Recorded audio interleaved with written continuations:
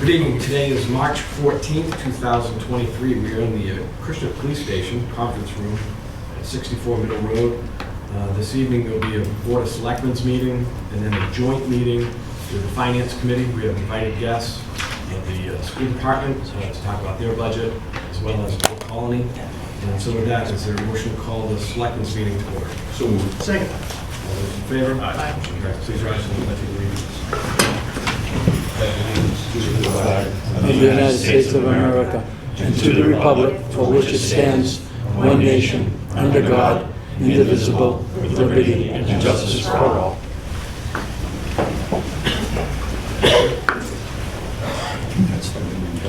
All right, we do not have minutes that need to be approved. Meeting mail. First item under new business is golf course fees. Steve, are you speaking to that, or? I'm here. I can speak to it if you like. I wasn't planning on. Right, I know that's not your part of the house, but it looks like the golf committee has submitted a fee schedule that looks to increase the fees for an outing, $65, $66, essentially $1. Twilight up by 5, resident off-peak by 2. I think the point is, obviously, we want to keep costs down as much as possible. However, you're going to keep up with the cost of goods and inflation of what the market's doing around us. What we did to arrive at those numbers is Dana had proposed certain numbers, and we, a couple of committee members went out and looked in the local environment, what could be considered, our competition, see where rates were going. And what we decided to do was, in most instances, other courses were $4 to $5 ahead of us, as it is now for the same 18 holes and Woodland Park. So what we decided to do, and looked at where they were proposing to go, we said, okay, well, we need to raise our rates to keep up with expenses, especially fuel and golf cart maintenance and what have you. But we didn't want to take ourselves out of the favorable position we're in as far as attracting golfers. So instead of going up $5 to $6 a pop like most of the competition is going up, we decided to go up 1, 2, or 3 in specific areas, and also to look at outings and to look at golf cart fees and see how those would affect the ability to raise additional revenues. I mean, just from a standpoint, I know the Acushnet residents might have an interest in this, but an 18-hole resident fee is $40 during the weekday. 9-hole is $21, and I think that's still a pretty good deal. Right? Yeah, so the Acushnet residents are getting a great deal for their golf, and then even on the weekends, still off-peak $37, peak $57.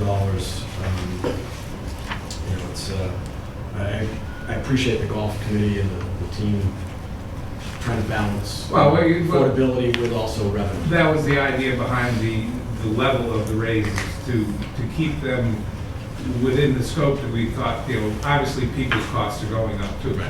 We're not the only ones that have costs going up. So instead of trying to recoup a significant amount, we recoup a portion of it, and then we count on our ability to draw around to keep it at 35,000, 37, 38. Thank you. Gentlemen, any Mr. Hensley? Mr. Chairman, I just have one quick question, and I don't know if you're going to actually have the answer to this, because it seems like it would be more Dana's, but you always have answers when I ask. On resident 18 peak summer, comes up $57 for Acushnet residents. Yeah. There's nothing for non-resident peak summer. So I assume that the Acushnet residents peak still summer get... should be the it probably won't be listed as non-resident, but what will be listed as 18 holes under peak summer. Okay. And that should be, because the only differentiation we make during what they consider peak, when they say peak, we're assuming that our beginning starting time, 6 o'clock, 6:30 or 7 o'clock, in the morning up until that 1 o'clock or 1:15 time in the afternoon in the summer. Sure. Especially during the week because we have leagues coming in later than that. Yep. So we have to, we can only go up to a certain point because the leagues would interact with the other golfers and it would just basically put a standstill to the whole course. Sure, it wasn't so much the peak part that was Yeah. my question, it was more along the lines of, are you still going to reflect the savings for Acushnet residents? Yeah, for the savings for the Acushnet resident will be reflected in the numbers that Mr. Womer mentioned, but also in the regular peak time, because there will be a discount for Acushnet residents as compared to non-resident play at the golf course. Thank you. Right, thank you. Mr. Gasper? Yeah, the only thing I would make is a recommendation, it's kind of not towards you, Steve, you're the groundskeeper, but as far as the rates go, if we could consider a military rate Veteran rate, for veterans, kind of even if you just match it with a resident rate. I think that would say a lot to our veterans. I think that actually, to be quite honest with you, I think Bob, who's not here, who's on the finance committee, brought that particular issue up at one of the Greens Committee meetings. I think it's being considered now just to have a Well, better rate. we could do this, Mr. Gasper. We could vote on these rates. Yeah. And then we could also take a vote, if you would issue the motion to ask the golf course committee to look at that and report back. Sure. All right, is there a Yeah, motion motion to? to approve the rates. I'll second. All those in favor? Aye. Motion carries. We have And a make a motion. motion to have the committee look at offering a veterans rate to match the residents rate. Second. All those in favor? Aye. Motion carries. Great, thank you. It's a great suggestion. All right, next item is Buzzards Bay Coalition notify the Acushnet Selectmen, Police Department, and Fire Department of its plan to conduct the 17th annual watershed ride on Sunday, October 1st, which will include cyclists in Acushnet on Long Plain Road and Perry Hill Road. The roads will not be closed to local traffic during this time, and all course-related message boards will be removed at the conclusion of the event. Is there a motion to approve? So moved. Second. Those in favor? Aye. Motion carries. Looks like there's a lot of Bike rides? bike rides going on in town. This is Good from the stuff. Acushnet, from the Mattapoisett Land Trust and the Friends of the Mattapoisett Bike Path request permission to hold a charity bike ride event, the Tour de Clermont, on Sunday, May 21st, 2023. So motion to approve. So moved. Second, the only thing is this one hasn't been signed off by the chief of police or the fire chief, so let's just make sure. Pending, that what we that's say, approval pending public safety safety. approval. Is there a motion? So, Second. Those in favor? Aye. Motion carries. All right, next item is, it's that time of year, looks like the appointment for the Old Colony School District, our school committee member is up, and that person is Mr. Justin Broder. And so we have to, Mr. Moderator, we have to do a joint meeting of the moderator, 3 members of the school committee, and the Board of Selectmen. It's not tonight, but 3 members of the Board of Selectmen to appoint the Christian's representative for this slot. I'll just ask, we reach out to Mr. Broder. I assume he'd like to serve again, and from what I understand, he's been a really helpful, great member in addition to the board. And so we're just gonna put this, let's get that in motion at some point. And it's gotta be done by May 3rd, right, from what I understand? May 1st, rather. May while we 1st. have Mr. Polanski here, we could just ask him, the attendance is good by this member? It's wonderful. Excellent, With thank you. background in computer science, it's been instrumental in a lot of the work we're doing. Good, thank you, good. All right. Is there a motion to ask the town moderator to work with the town administrator and the school department, school committee to set a meeting? So moved. Second. All those in favor? Aye. Motion carries. Great, thank you. All right, this one, gentlemen, we're just gonna keep on the agenda till it gets done. Mr. Chairman? Yes. I actually had a conversation with Mr. Menard, the director of DPW on Anthony Street, the status of it. We're waiting, as we well know, that the trenches need to settle for at least 6 months. Mr. Kelly and I have been back and forth, whatever source on all their trenching. So Mr. Menard said that they haven't had an agreement yet because that period of time hasn't come up. But I do know that Anthony Street will be what Mr. Menard's claiming to be a total reclamation, which means you have to pick up the whole road and do the whole surface. So it'll be a little bit bigger of an expense, and probably something we have to dive into with Chapter 90 funds, even if we get funds from another source to do their share. Okay. Which is, they only do their share of an overlay, but it's not the right way to do the road. So Right. there's certain roads that we look at from the town's perspective and say we have to just do a total reclamation, which is just rip the whole road up, put new subsurface in, and then pave. So it's something that Mr. Kelly and I and Mr. Menard will be on board with, I'm sure, over the next 30 or 60 days. Okay. If you would, that's a great update, thank you. Maybe for our next meeting or the meeting afterwards, we can come up with an actual schedule, just so we can let the residents know, that X, Y, and Z is gonna happen, and we anticipate. So All of the upcoming Yeah. roads. Sweet. We had planned to reach out to Eversource. Okay, Anthony on Anthony Street. good. All right, thank you, appreciate your work on that. Next item, intermunicipal agreement between the fire department and the town of Easton. Mr. Chief Fowler? Did you want? No, I did put it in. Okay. It was a whopping 11-second commute. Thank you, gentlemen.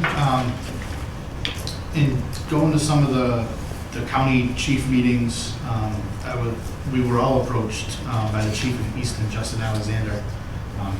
He and several of his staff are nationally certified diesel mechanics. They do a lot of work within their own department. They also developed this program for intermunicipal agreements. They have several in place. The towns of West Bridgewater, Mansfield, and Norton also participate. I had him send me a copy over. I forwarded it over to Mr. Kelly. Looking at this, it's been vetted by several, obviously, town lawyers. We can send it to ours as well, just to confirm. It seems on its face like a very good deal for us. The savings on the labor is approximately $40 an hour, under what we're paying to our various vendors now. And even better than that is they will come to us and do a lot of the work in-house in our own station, as opposed to having our trucks be brought to, whether it's North Attleboro, Fall River, or Wareham, wherever our various vendors are. And they're all certified diesel tech. Okay, great. Mr. Chair? Yes. Kind of warranty if we go that route, because I know when you do things through dealerships, I'm assuming they're using like Wareham Ford and things of the like, right? And you always have a warranty with their work, services provided. Is there It depends anything? on the type of service that's provided and what's already under warranty. None of our vehicles are still under any factory warranties, so it would just be whatever the Right, the work that's work performed. that's performed. Okay. In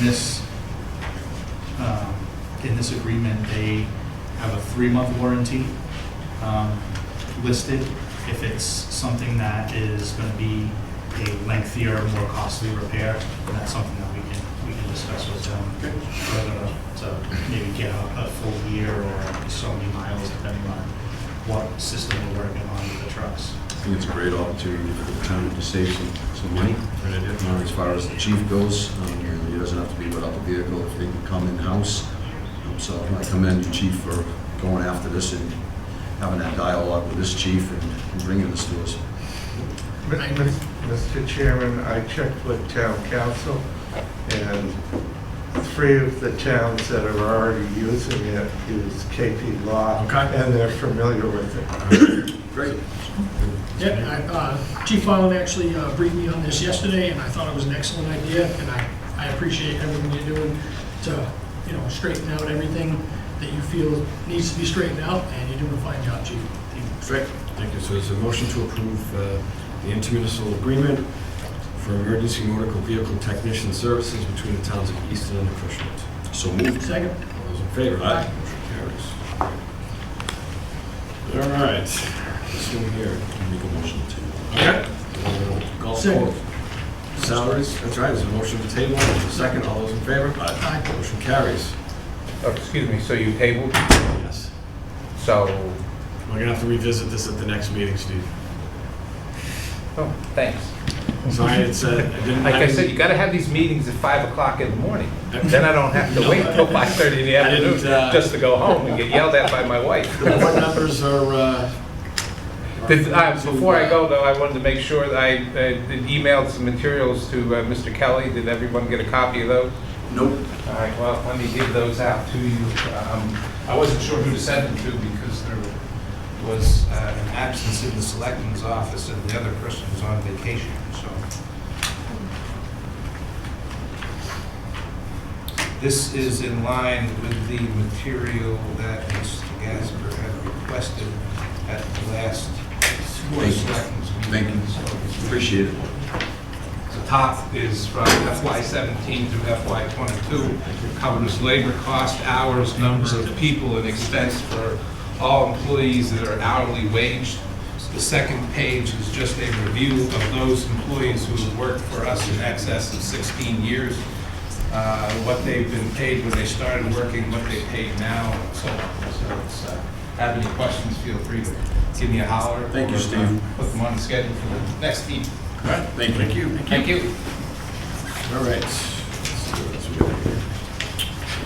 Enforcement of 42 South Main Street. It's chugging along, and again, we'll keep this on the agenda until the place is clean and in compliance. I appreciate what Mr. Bavola is doing, but I know this week we're just going to keep pushing. It's really important to residents in that neighborhood. We're dealing with essentially a junkyard. It's unfair to them, it's unfair to the town. Keep a motion in place on file. So moved. Second. Those in favor? Aye. Motion carries. Mr. Hinckley, you've done some work regarding dispatch and AFSMI. Sure. Mr. Chairman, Mr. Kelly and I met with the chief and the AFSCME union. I'm going to start with the dispatch because Okay. that's an easy problem to solve. In between the time that the grievance happened and we had our meeting, the chief had already found 2 replacement positions. Okay. They're just in the process of in-house training at this point, but basically that particular grievance is kind of moot because they'll have a full staff soon. We just have to wait for training. So that was nice and easy. As for the AFSCME reclassification petition, we had a conversation. Mr. Kelly and I kind of did a deep dive onto job descriptions, whether it be junior clerk, and senior clerk. And we came to the conclusion that for the most part, the clerks are working in the classification of a senior clerk. Almost every single line item is situated where they're doing the job duties of a senior clerk. So what I would like to do is eliminate the clerk position altogether and just keep it simple, junior clerk, senior clerk. There would be some cost involved, and I don't know if Mr. Kelly has those figures with him. Approximately a little less than 5,000 A little less than $5,000, and it would align for properly next with- year's budget. for next year's budget, and it would align properly with the actual job descriptions that our employees are performing. It's been brought to the attention of the union. Scott's currently not in town, so we haven't really got much of an answer back from him yet. Okay. We're just waiting. So this is just a preliminary brief At the, for us? at the moment, yes. And you'll pull something together Correct. with final proposal for us to look at? Once we get some hard numbers and exactly what would change across the board, then I can present that a little bit better. And we'd have to negotiate new job descriptions for those positions, well, for the senior clerk with the union, because the clerk position and the senior clerk position have a number of the same, but they're so out of date. They go back, some of them, to 2003. And they talk about fax machines and some mimeograph and some other things, so I think we have to update them. Okay. I agree with Mr. Hinckley. I'm familiar with that contract and he has me. I think there's just too many clerk positions, so I would agree in nature with eliminating one of those posts. It's unnecessary. So, thanks, Mr. Hinckley. You're welcome. No actions needed on this, just a report. All right, gentlemen, anything, we're gonna move up to Selectmen's announcements, anything there? Just real quick about the solar field with Main Street, it's flooding out pretty bad again, so I know that's been an ongoing issue, but it's pretty horrific out there, what's going on with that solar field. And hopefully we can get control over what's going on with solar fields in the town, with their, trying to rush to development and impacting the town residents, so. Mr. Chairman, I just want to say thanks to the entire town of Acushnet for showing up for Pizza for Porter. The Gilnets happen to be personal friends of mine, and it hits real close to home. And I watched hundreds of people wait in the rain, yourself included. Mr. Gasper was there, Dr. Bailey was there, and people just sat there, happy as a clam, waiting in the rain to support this little kid and help him get through this. So I just want to say thanks to everybody that showed up. Everybody in town really pulled up. It was awesome.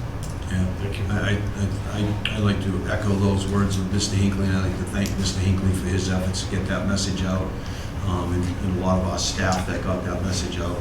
I was fortunate enough to meet the little boy, Porter, and his dad, and it's, it's heartbreaking, but, they're managing their way through this as best they can, and I wish them all the best. Thank you. All right, it is 5, I'll declare it at 6 o'clock. We've got everybody from the Finance Committee that's going to be here. Is that right? We have a quorum. We have a quorum? Yeah. Okay. I know we've got some guests here tonight, so you can open your meeting of the Finance Committee, and we are already open, right? We have to. Once he opens the Finance Committee, you open the joint. Okay, all right. Okay. All right, being 6 o'clock. Do we have a motion to open our meeting? Motion. Second. All in favor? Aye. Okay, we are open. Great. All right. Gentlemen, is there a motion to open the joint meeting of the Board of Selectmen and the Finance Committee? So moved. Second. All those in favor? Aye. Motion carries. All right, so just so you get an understanding of what we're talking about this evening, we've got the 2024 budget, Old Colony, and Christian School Department. We've asked, thank you for coming in. I think it's sort of out of the, I think it warrants special attention and special conversation because of the largeness of both respective budgets. First of all, I just want to commend both of you. While I have not been involved in the discussions, from the jump, the word that I've received back is just an unprecedented level of cooperation. We really appreciate it.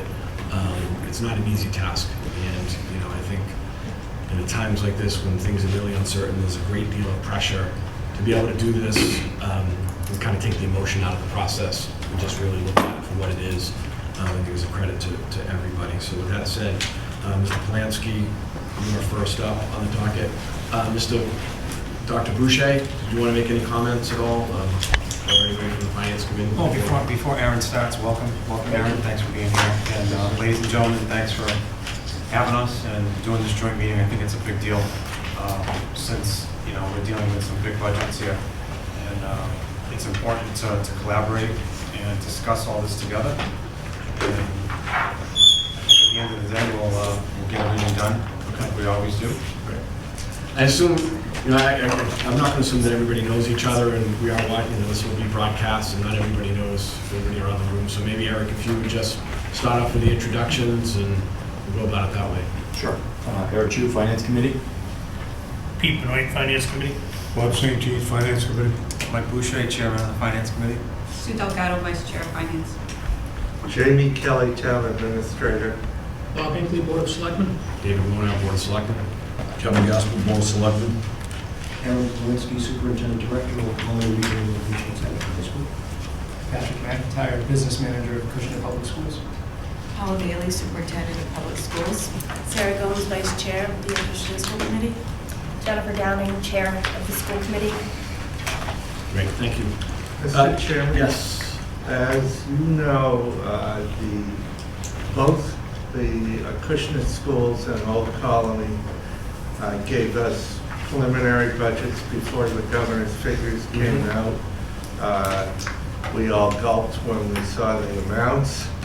And then the governor's figures for local aid came out, and the staff of the town, the staff at Old Colony and the staff at Acushnet schools all worked together.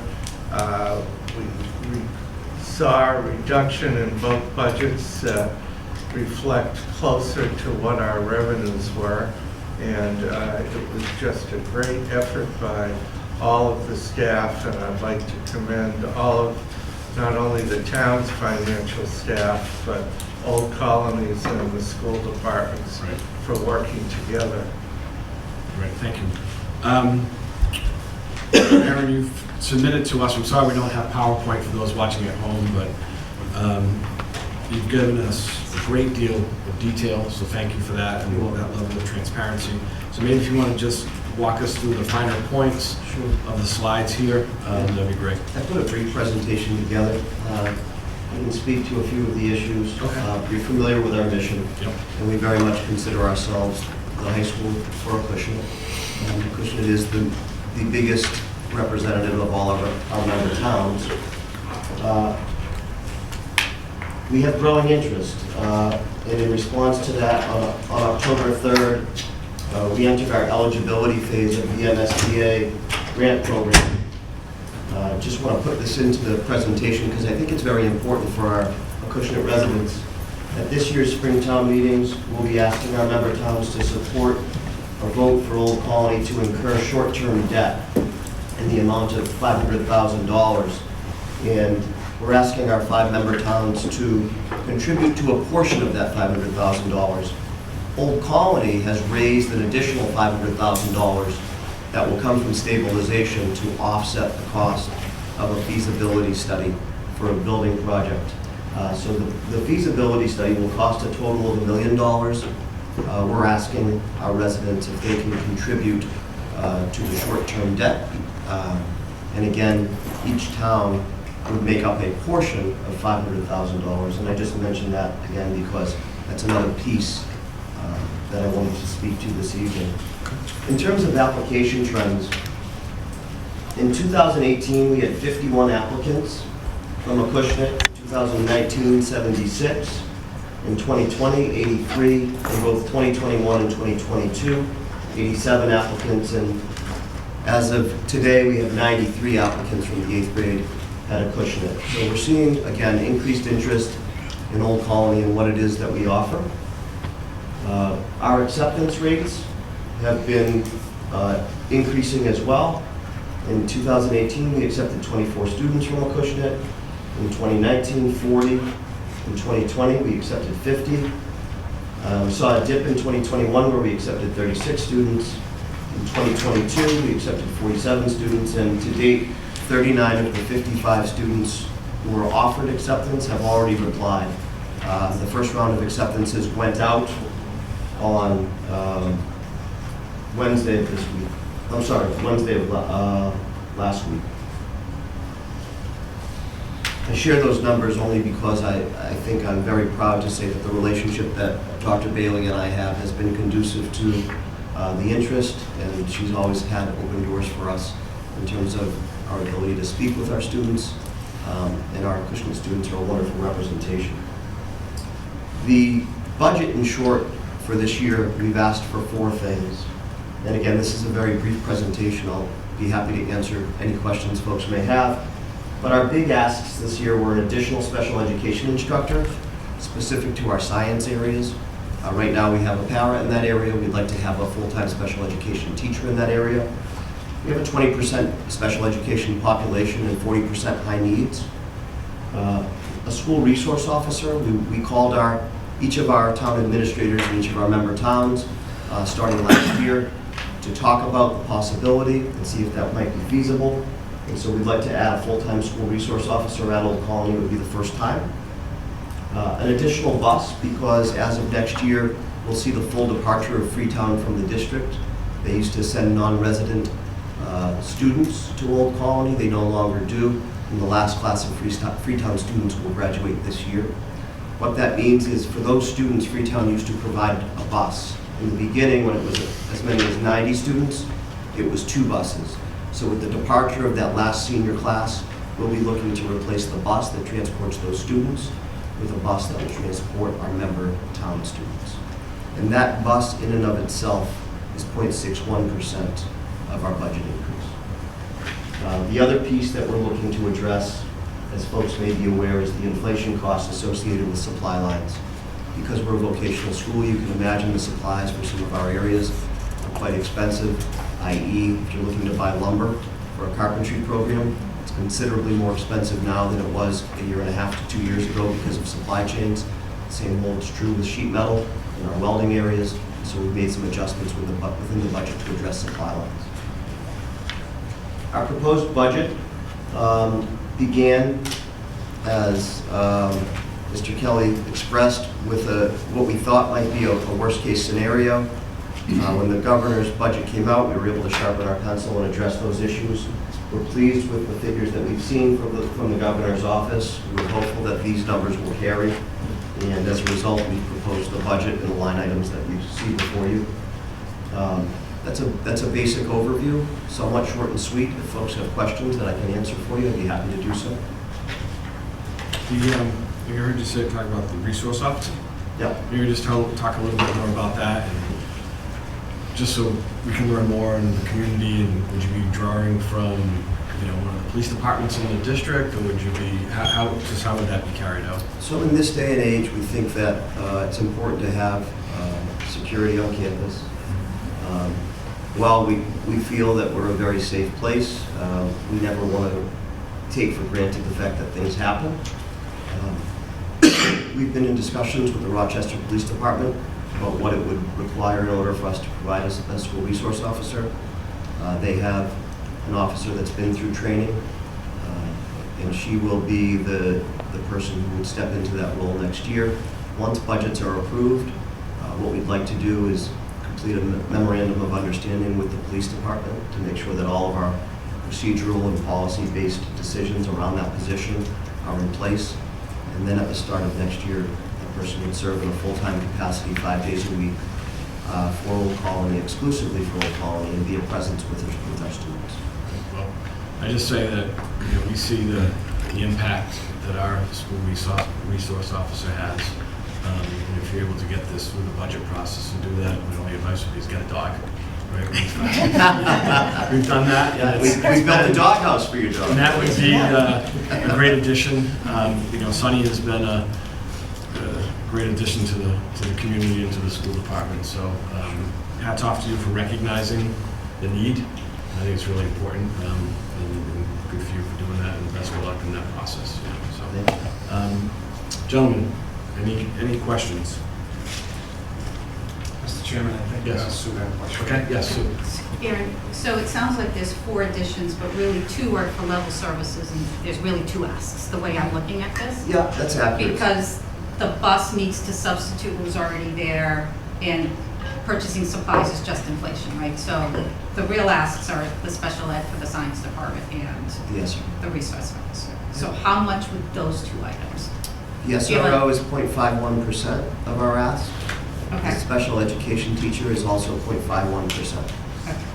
So they make up a full percent. The bus is 0.61%.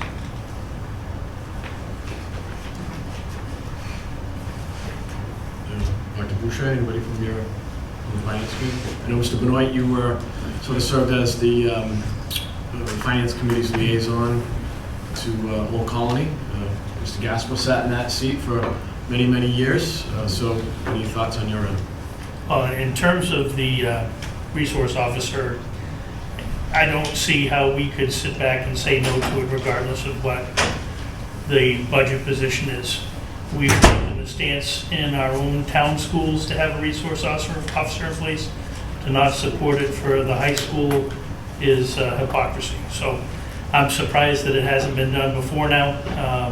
I hate the fact that we've got to do it when budgets are so tight to bring it in as a new ask, but in my opinion, if we talk about level service, but we weren't servicing to the level we should have been prior to this ask.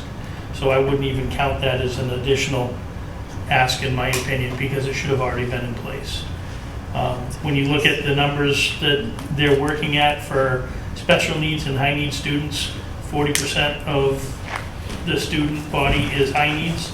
And they're not looking at bringing in another position, so to speak, but moving it up to a quality of a position to a regular teacher and not an aide, if that's correct.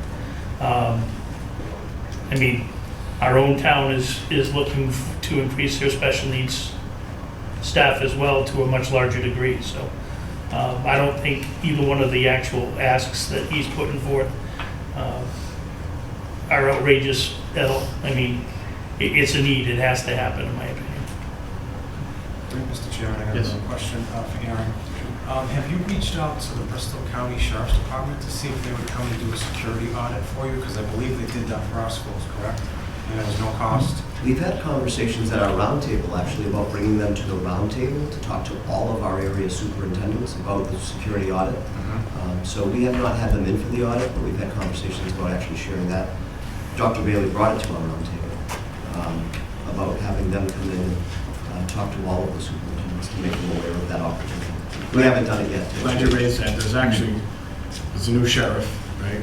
Pardon the expression, new sheriff in town, right? So there's a new sheriff, and I actually was in communication with his office yesterday about at some point coming in and introducing himself to the community. So we'll keep that in mind if and when we do that. So great, good call out there. Anything else? So really, there's no vote here.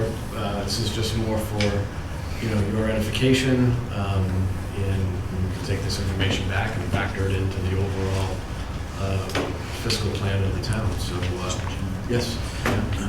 Mr. Polanski, it seems like state aid's increased for Old Colony by roughly $490,000 year over year. Yep. And you used the words hopeful that that will stick. We had a year, the first year that our Freetown students departed, where we did not get the state aid we anticipated. We got minimum aid. And that was, to say surprising is a kind way of putting it. My heart sunk in my chest. I had to make some phone calls, and we had to make sure that we had an emergency plan in place to help subsidize the assessments for our member towns. We brought it to the attention of DESE. We believe, and I'll say it openly, we think that it was an oversight because they had never paid close attention, never had to pay close attention because of that departure. In the following year, what we received in state aid was what it should have been in terms of making up for the replacement of out-of-district with in-district. That continued this year. And when I say I hope it sticks, I hope that we continue to see that level of funding. I think we'll see bigger increases because we have member students sitting in those seats and not out-of-district students. For those who may not be aware, when an out-of-district student attends Old Colony, what happens is we receive tuition for those students, but that town receives Chapter 70 money. So we're in essence subsidizing the education of those students. Does that make sense? What we like to see is that our member towns are coming to us and that the Chapter 70 monies are following them. And that's happening now, where before it didn't. In that one initial transition year, we got $30 per student.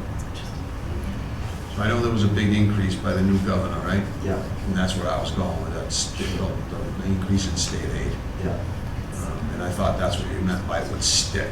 So there's I'm assuming, based on what I was told, is, it's coming out of the state surplus this year to increase state aid, and then the following year, they're gonna rely on that millionaire tax to make that up, right? So, I said it before, I think it's a big mistake using a one-time revenue source to increase state aid.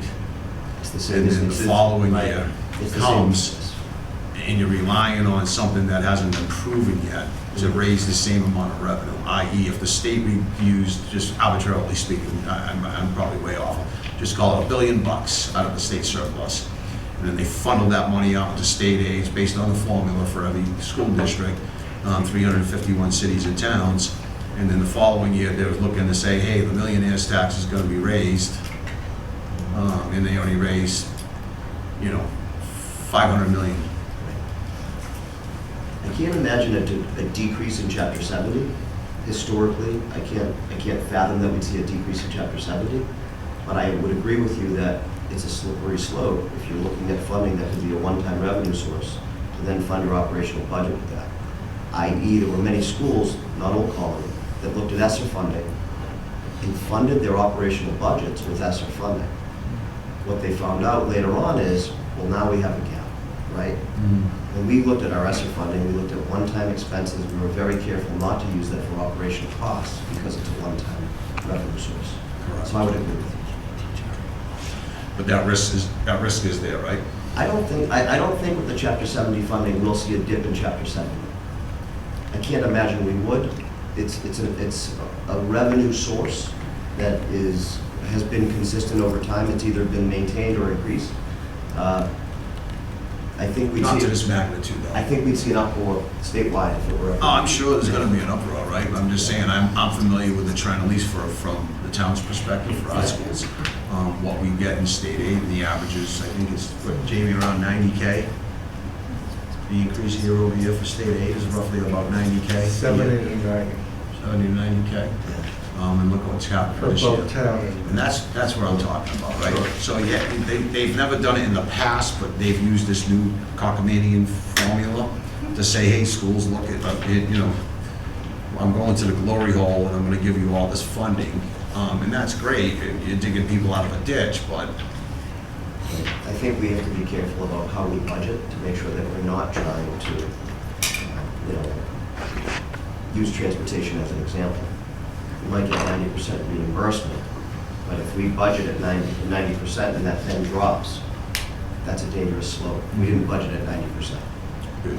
You guys have been pretty frugal over the years. Yes, we're trying to make sure that we pay attention to that, to your point. Thank you. Thank you. You guys are, you're good at reading the room. You know, like Christian's always been very disciplined. You know, we do things by not dipping into rainy day or trying to stay away from stabilization. So thank you for that. We do have, you did talk about the feasibility study. I kind of want to put this up, this way you can head out. I think while we're on that, if I may, Yeah, please. just real quickly, for the members of the town who are interested in learning more, we've created specific to our MSBA project, a page on our website where you can literally go to the website and you can look at everything. And that's again for transparency. We've given a line item of our budget to every person at this table, specifically so that you can see every intricacy that you have questions about. The same holds true for the MSBA project. If people have questions, we want you to be able to go to a one-page landing spot, click on something and see everything you could possibly ask about. And that's a really important piece of all the work we'll do over the next few years as we plan this project. So if you go to our website, front and center, we've asked our web person to make sure you see it right on the top of the page, MSBA update.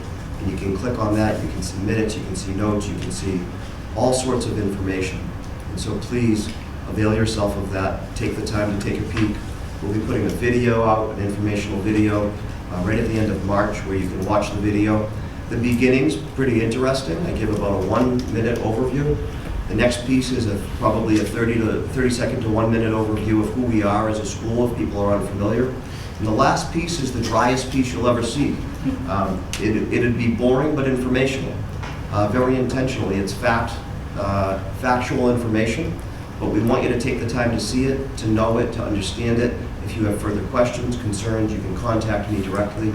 We're happy to have meetings with any group in town to provide additional information, but we believe that that transparency is essential as we move through the process.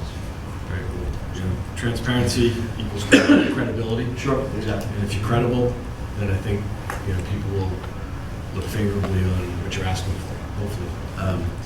So on the feasibility study, I think we scored it for Acushnet at somewhere around 150,000. Yeah, it would be over a 5-year period. Okay. It's short-term debt, and basically what it is we don't have the exact number because it's based on our 90-10 formula that we use when we look at capital. But basically, what would happen is we've budgeted $1 million for feasibility. $500,000 will come from our stabilization fund. We've been planning for this for a while. The other $500,000 we're asking to incur short-term debt, and then what we would do is we would ask our member towns to take on a portion of that. The portion that we're estimating would be part of Acushnet's piece, is it like Mr. Molinar said, about $150,000 over a 5-year period. It would start about 2 years from now. And then our thought is, if a building project were to be approved, it would be rolled into that bond. If not, it would be a piece of our capital. And, So the ask for us would to place an article, I guess, would it be annually, every year? Or if we had revenue in our free cash to pay for it all at once? I'm just we trying would to get a sense of, like, we would ask that the article go on this town meeting warrant, and it's for us to incur the debt, and then basically over a 5-year period of time, we would ask Acushnet to break up that 150,000 because we have to be uniform in the way we approach this with all of our member towns. Okay. And some towns aren't in a position, and this is what we did, we called every town administrator and said, would this work for you? When we originally spoke with Jamie, he said that this would work for us or this would work for us. But we talked to other town administrators who said, well, this piece would work for us, but this piece would not. And so once we found out which pieces would work for every town, we went in that direction because not every town has the free cash to be able to pay upfront. Okay, good. Fair enough. Aaron, do you anticipate any additional cost incurred by our town with regards to the feasibility study? Like any like overruns or anything like that? I don't. I think feasibility is pretty straightforward. I think that's where we're really trying to figure out what tack do we take? You know, I think it was 4 years ago we sat in the Cougar's Den with Mr. Gaspar and we were having lunch and we were talking about the idea that this is a 50-year investment that we've made. You know, we've had our member towns a part of our district, and it's just like owning a house. What is it that we do now? Do we fix? I put quotes up. Do we fix the roof? Right? Is it a renovation? Is it new construction? Or is it a combination of the two? And the feasibility study will provide us with the answers and the costs. What we'll do at the end of the feasibility study is we'll bring that information forward and we'll share that, and a decision will be made at that point in time. But right now, there are many unknowns. Right? How long will the feasibility study take? I think it's about a year and a half, 2 years. Yeah. All right, if there are no other questions, Aaron, thank you very much. Thank you. I appreciate it. Thank you, Aaron. Thank you so much. Great night, stay safe. Will do. All right. If anybody needs to take a break, I know Dr. Daly stepped out for a couple seconds, so we'll wait for her to come back. All right. Motion carries. Do we have a motion to reopen the meeting? Second. All in favor? Aye. Aye. We are open.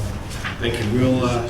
We'll start the same process that we did with Old Colony, so we'll turn it over to the school department. Thank you. I just want to thank the FinCom and just say, you know, we've had some meetings with our school committee, budget subcommittee meeting, and it just gave us an opportunity to listen and hear about the needs of the town. So we did go back and make some adjustments, and at this time, I would ask Mr. McIntyre to give you the Cliff Note version, because I know you've heard this all before in terms of presenting our budget, but certainly if you have any questions, we're here to answer them. Thank you, Dr. Bailey. Thank you, everyone, for having us here tonight. Just going to run through the presentation like Dr. Bailey stated. Please stop. I'm sorry, I have one question before you start. We received some copies of the presentation, everything. It was dated March 7th. Correct. Is that the accurate one that we're going through now? Yes. Okay, thank you. All right.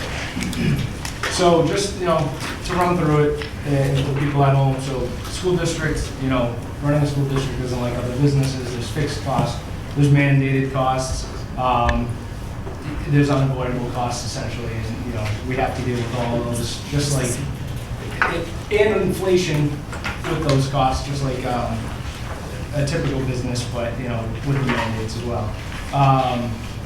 The budget process, you know, we involved everyone this year. My first year running through the school budget, but we started with our leadership team, our central admin team. You know, Dr. Bailey and myself met. We met with the subcommittee, school committee, finance committee. We had meetings with, you know, town accountant and town administrator. And it was just totally a group effort of kind of getting to where we needed to be.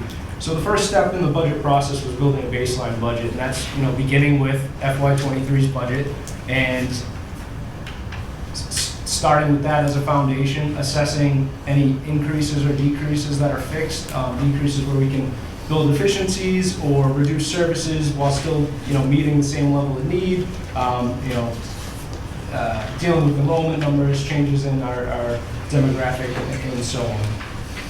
From there, we started with a $15.6 million budget from FY23, and we ended up at a $15.9 million baseline budget, which is a 1.64% increase. So essentially, to stay level service with last year, we're looking at a 1.64% increase. Yep. I'm not seeing, this piece of paper says different. And I might be further along. So I have a piece of paper that says different. My piece of paper looks like that. It says 2.48? Yes. Yes, yeah, we're gonna get there. Oh, okay. All right, so level service budget, again, so baseline budget, start with FY '23, make adjustments, salary adjustments, enrollment adjustments, things like that. To keep level services, 1.64% budget increase. From there, we have to assess additional needs, such as what our data tells us, relying on MCAS scores, curriculum assessments, coaching assessments, so on and so forth. And what we came to with those adjustments originally were, we have data to support that we need a reading interventionist at the middle school, a math interventionist at the middle school, a district administrative assistant, a school bus, a middle school sports program, and a phone system. Again, after meeting with our groups and understanding the fiscal health of the town and the numbers that we had to kind of confine ourselves to, we cut out a handful of those adjustments and limited it to one reading interventionist, a district administrative assistant, the middle school sports program, and that's it. So with our baseline budget increase of 1.64%, we have an adjustment increase of 0.84%. Those two numbers combine for a 2.48% increase when compared to 2023, or almost a $300,000 change. I'll get you the exact number, I apologize. A $388,000 change for 2 years. Again, we were budgeting very tightly based on the forecast for Chapter 70 funds. Those numbers came in a lot higher than expected, $600,000 and change higher than we expected. And at this point, our budget entails an ask of $146,000 over what's required of the town between Chapter 78 and minimum local contribution. And we think that's pretty fair ask. It meets all the levels that we still need to provide. We're building efficiencies every day in order to cut costs, stretch our dollars. We're getting creative with our 2 school, 1 district model and a sense of sharing resources between the schools.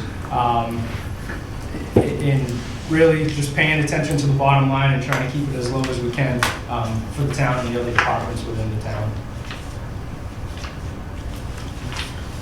And really that's everything in a nutshell. There's a bunch of exhibits that I've also provided that, portray our data in different variations, by school, by department, by DESI codes. There's a line item budget in there as well.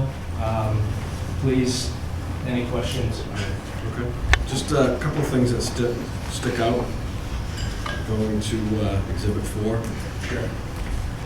I see the school committee budget of $18,500. Just what is that? So let me just, go back one step. So in the budget process, we did a lot of realignment according to the DESI chart of accounts. Some things were classified in other buckets in prior years that needed to be classified in, more accurate buckets this year.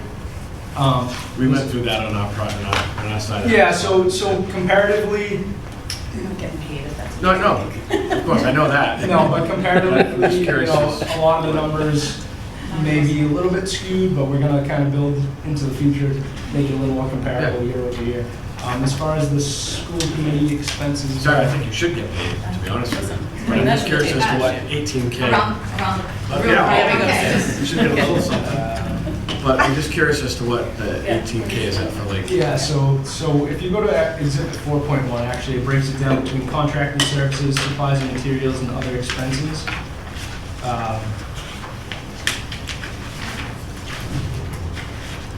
I'm gonna highlight this. Where's 4.1? The very next page. No, we don't have them. I don't think I have that. It says Exhibit 5. We all go from Exhibit 4 to Exhibit 5. We don't have everything. That was communicated. I apologize. I have a couple extra copies here. Do we have the greater detail that was actually in the old handout that was given This exhibit 4 was much more detailed. That's 4.1. That's 4.1. Okay, this is the old version of 4.1 then.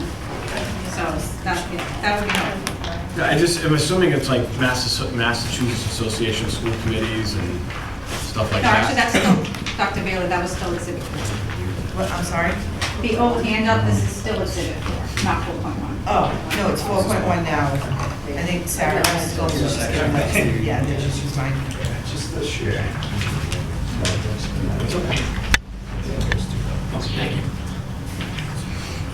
So what are the, all right, so I don't need one. the contracted I was actually going to services? give you mine if you'd like it. No, I'm all right. I really don't. You guys can talk. I understand things. I don't. I have one on the screen. This is good. Thanks.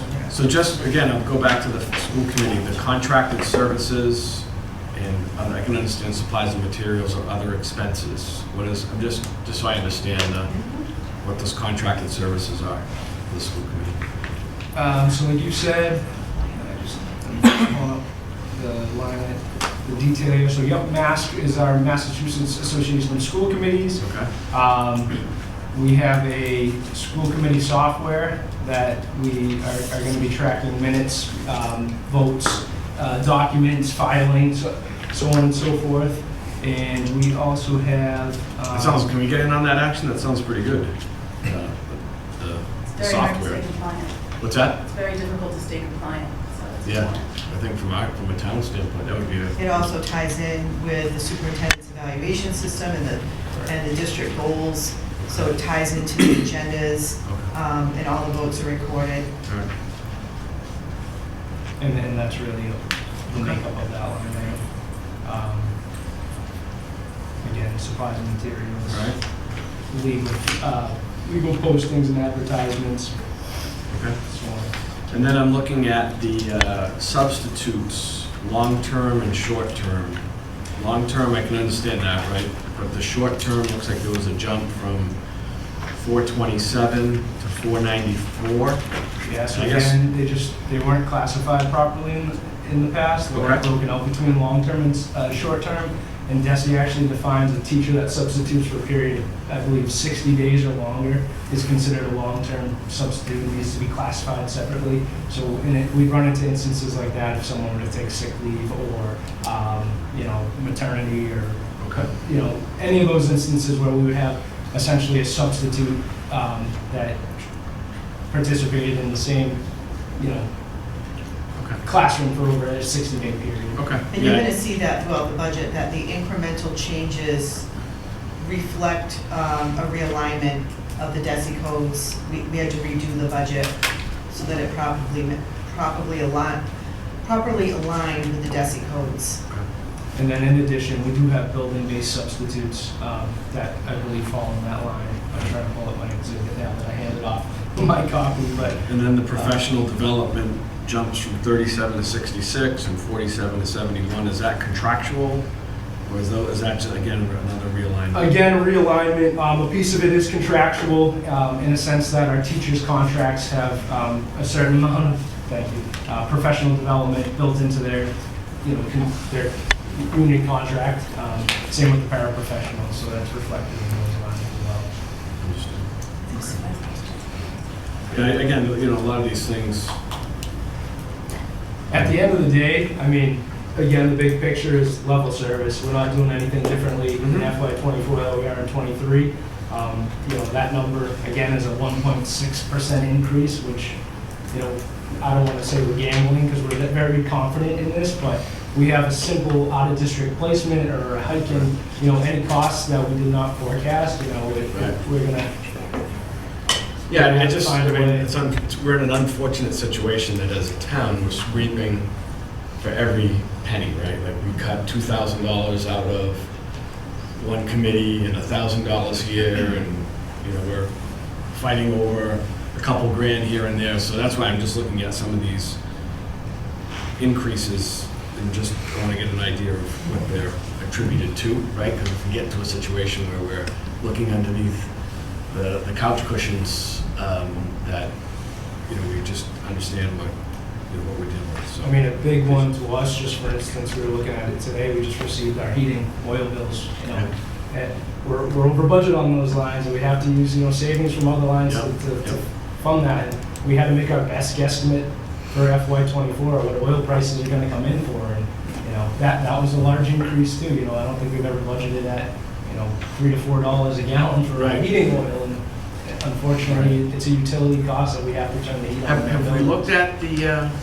there's new technology now, right? You're using oil, but there's the mini splits and, per classroom. Have we looked at that? Yes, so Because I know like air conditioning, beginning of school and the end of school, it's pretty hot in the classrooms, right? And so, something unit where you can heat and cool at the same time. We've looked at that at all? Or? So we've looked at mini splits as far as what we built into our ESSER funding. So again, we tried one-time costs for ESSER because we don't want to fund your operations through.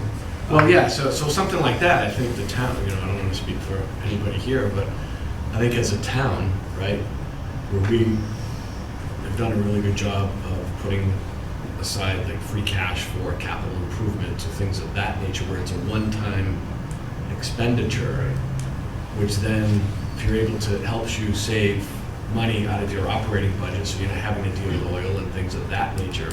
I think that's something that we should look at, right? Because I think the frustrating thing for everybody is that we look at revenue generated, which is a small number, and then we see all this free cash, and we're like, well, why can't we use free cash? But we just know that that's not a good principle, right? You don't want to use rainy day funds to fund your operating budget. So I think that there's a way to... So a big piece of our forward thinking, that's really what we're doing is we're talking about FY '24, but we're looking further into the future. I know we've talked about, solar potentially going up at the schools to save us some money. Our tech department's building some serious efficiencies by bringing in a lot of the services in-house instead of contracting them out. We're trying to do the same in facilities, but we are going to use some of our facility use funds that we've earned from renting out our facilities to, the youth organizations and such, to perform a facility audit, to really highlight and summarize what the needs of our buildings and grounds are, and go from there to plan for a capital replacement program of some sort that we can present to the town, because we have aging buildings and we have to do our due diligence, and not for nothing, not just throw it at mini splits or this and that when we have a generator that could be $100,000 that could go in a month. So we're planning that right now, and again, that's not even out of local funds, that's just out of what we've earned from our revolving funds. And we hope to share that data in the future with everybody, and again, plan accordingly and address the high needs. I think the track record of the town is I think we've been really good at funding one-time things, right? I think those are, it's the roof, and we were able to do that without even asking the taxpayer for a penny, and I think to be able to save that political capital and not require people to vote on that, which is really helpful, And I think with the ESSER funds, we've been good at the one-time things as well. And a survey went out to all the stakeholders with the ESSER money, and each back was one of the top-ranking things that people wanted to see. So that money is being used for that, but again, it's one time. Yep, good, okay. We used a lot of COVID money too from the town side, didn't we, from the schools for HVAC, when we did that COVID money? I thought we... For filtration. Just the filtration system. Yeah, but not machine system. Yeah, well, it's part of the HVAC. I don't remember. I was sweating in somewhere. Mr. Hinckley, anything on your end? I just have one, Chairman Moore actually asked most of the questions I was going to ask, so thank you for that. Just want to ask, and my feeling on education, everybody knows how I appreciate educators, and as I married one. Just trying to get to the bottom, clerical salaries almost doubled. Now, not necessarily saying that's not needed, but you're only requesting one position? It's again classification. We had I believe it was technology assistants that were classified in a professional salary category. That should have been defined as admin tech went up so high as well? Yeah. Okay. Because ultimately 2.48%, you guys did a pretty good job. Yeah, and for what it's worth, I dug into the FY23 budget, and I spent a lot of time trying to realign it, but the detail that was handed off to me didn't necessarily exist for me to depict it accurately and make it apples to apples. So there was a point where I just had to move on and say, you know, I have to focus on 24, and going forward, we'll do a better job of having comparative data.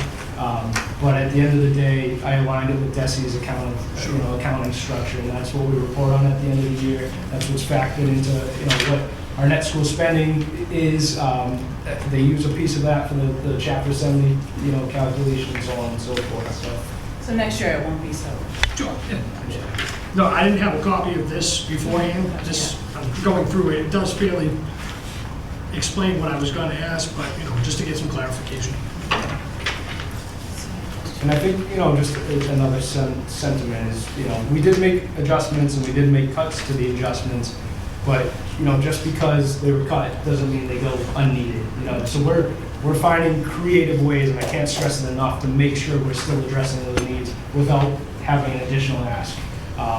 You know, I know Old Colony asked for school bus and transportation. That was one of our asks, but at the end of the day, we realized we can operate with what we have. We did it this full school year, and unless there's a crazy enrollment increase, you know, we might find it difficult in that sense, but we can do a better job of, you know, working with the bus company to build, you know, more efficient routes, teaching in the classroom to ensure that we're teaching on bus safety and behavior, things like that. And at the end of the day, we don't get reimbursement for our transportation at all.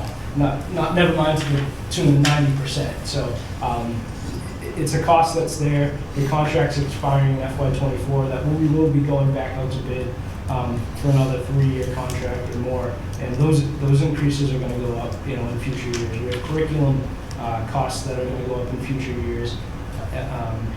It's the hand we're dealt. It's the cost of doing business. Exactly. Mr. Gasper? You just mentioned curriculum. It's been something that we've discussed in past years, whether or not it should be something that you have in your budget, or it's something that we do via an article. So it's something that if you're going to carry in your budget, I seen like $250,000, but whatever your number is that you have for curriculum, why do you have to do curriculum? Why does it have to be that amount of money every year? We can't possibly be changing curriculum every year. I think, you know, that's probably the part of where education's gone wrong in this country is, you know, we have all this conversations about what people are being taught in classrooms and things of the like. You know, we all grew up where we used a math book, a history book, or whatever it was from somebody 10 years before that. And I think our generation grew up to be a pretty decent generation, right?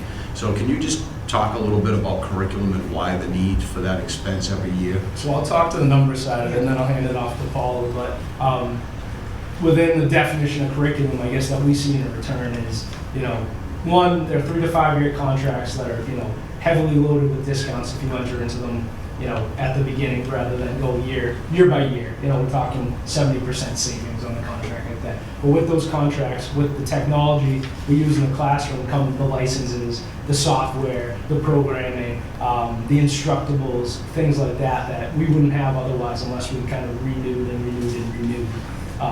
So that's really what we're purchasing when we're purchasing curriculum. We're purchasing, you know, the core aspect of it too, and the teaching manuals and things like that. But it's all those other classroom, you know, tangibles, if you will, that come. So I'm just so far outdated that everything's being done via a computer now, and there's no textbooks anymore. It's not. It's basically, here's a little teeny book, right, for your student and your teacher. And then here's 9,000 other websites that you need licenses for them to go and find what the elderly kids need. Yeah. One of the pivots we've done this year, it. you know, the state's doing different things with curriculum too. They have green rated curriculum that's, you know, highly rated, and they encourage us to use. We're pivoting right now from a curriculum that we're paying for to a free green rated curriculum, and we're applying for grants for professional development to support that free curriculum. So we're opening every door possible and exploring all those avenues too. But it's just something, we know it's a high cost, and So $250 million every year, that's pretty high. Well, maybe I don't understand, maybe I'm with Kevin on that, because I don't get the concept of, okay, I understand software, I understand licensing, because that's my background. But $250,000 for how many students? 15. 1,000. Excuse me. Okay, so what does this include? Is this So- actually including So the tablets or? curriculum is the meat and potatoes of what we do every Right. day, the teaching and the learning. So the curriculum is the most important thing. It's teaching and learning. So when I started 5 years ago, there was really no alignment in the curriculum. There was no curriculum. We had some teachers paying for internet sites on their own. Another teacher next door might be using this old resource. So when I started, I did these learning walks with all the stakeholders, including teachers, parents, and really the overarching theme was that there is no alignment in the curriculum. So a teacher, let's just say a 6th grade teacher, it's all these kids enter a classroom, some kids know this, some kids know that. There was no consistency with what kids were coming in and the knowledge they had because they all came from different teachers, right? So the recommendation is, and we were also cited as a school district right before I started, that there was no aligned curriculum. We had a DESE report, so that was like a huge goal and a huge focus of the district was to get highly rated green curriculum and get up to date with an aligned curriculum. Unfortunately, because the district had no curriculum in all subject areas, we had to do a lot at once. We don't want to do all these content areas at once. It's a lot for our teachers to do professional development and learn new curriculum all the time. So we are seriously trying right now to space things out so that, perhaps one year we're adopting a math program, the following year is an ELA program, and it's like more of a 3 to 5 year, 6-year cycle, depending on how good the curriculum is and the data that we're seeing with it. I hope that answers that question about the curriculum. Yeah, sure. Yeah. We had an audit done. Oh, we also had a curriculum audit done, and it showed how desperately the district needed curriculum and how low level our students were being asked questions. And again, our teachers are not experts in curriculum writing, and they were designing all their own curriculum and doing their best. And I don't fault any of the adults in the district, but that certainly was not their expertise. Their expertise is to take the resource guides and teach from a curriculum. It doesn't mean that they can't veer off of that, but for the most part, there are people who write curriculum, researchers, et cetera, and then it gets rated by DESE. It's called green rated curriculum, and I'm happy to say that right now our district has green rated curriculum so that when we do have our tiered focus monitoring, when DESE comes in and they do the learning walks, et cetera, they can see that we've addressed a lot of the curriculum issues. We're continuing to work towards increasing our data, et cetera. So, as you know, the elementary school was just recently recognized as a national ESEA distinguished school. And we also want to focus on our middle school to get them to where they need to be. So it's never done, really. It's continuous And I'm assuming you're getting feedback from the teachers, right, on how they feel about the curriculum that they're trying to implement. I mean, you heard Aaron, the trend lines are going towards vocational trade. Do you see, incorporating that into some of the curriculum at the middle school level or even at the earlier levels of things like financial literacy? Things that, we talk about like real world. So we have that. Stuff, we have financial right? literacy, we have STEM. We're actually, that you brought that up, we're just developing another survey. We haven't done it in a while for our teachers to assess the curriculum. Good. And anytime we pick curriculum, there are teachers on the committees. A lot of the teachers will pilot curriculum, so it's not a top-down. The only requirement that the only thing that I say it has to be is green rated. And then we work together to figure out what is the best match for our schools and our students. Quick question. So when you refer to a green rated curriculum, what does that actually mean? Why are you referring to it as green? It's like best practices. The research shows that the curriculums, the data for the schools that use that particular curriculum, it shows that they've had success with their data. So it's a team from DESE. It consists of teachers. But it's not like green rated meaning dealing with Yeah, the environmental issues. No, it's not environmental. More like a stoplight. I don't know, you never know these days. No, you don't. And the other thing I'd like to mention is that other districts that our students are going to, the Fairhaven district, Dartmouth, Rochester, they all have these updated curriculums, and the Acushnet was so far behind. And to your point of, $250,000, well, we hadn't spent all of that in the past 15, 20 years. And we had students, and I brought this up at our last meeting, last year, was that our students going into freshman year were a year behind in math. Well, we can't have that, and we don't have that this year. So we are moving forward where our 8th graders are just aligned with Fairhaven students, with New Bedford students, with Dartmouth students now. And that's all because of Dr. Bailey putting together this new curriculum and having it the best possible value for our kids. We also work really closely with the high schools so that our kids are prepared. We're preparing our kids to the best we can so that when they enter the school of their choice, they're ready. And I'm not getting the reports anymore from the superintendents like I was my first year that the Acushnet kids are behind. So that they're definitely saying things are much better. We can share data from that audit. I think, we can certainly dig that out. That shows. We showed it to them last year. We'd be happy to show it again, and also provide you just what curriculum is going for, so you can get a sense of Well, I guess that's what I was where trying that to cost go is with, coming what I was from. trying to follow through with that, was $250,000. What is that getting us exactly? Is that math? Is that science? Is that But social studies? So I think to that question, kind of piggyback, the presentation that Dr. Boucher and I participated in when you presented the budget originally.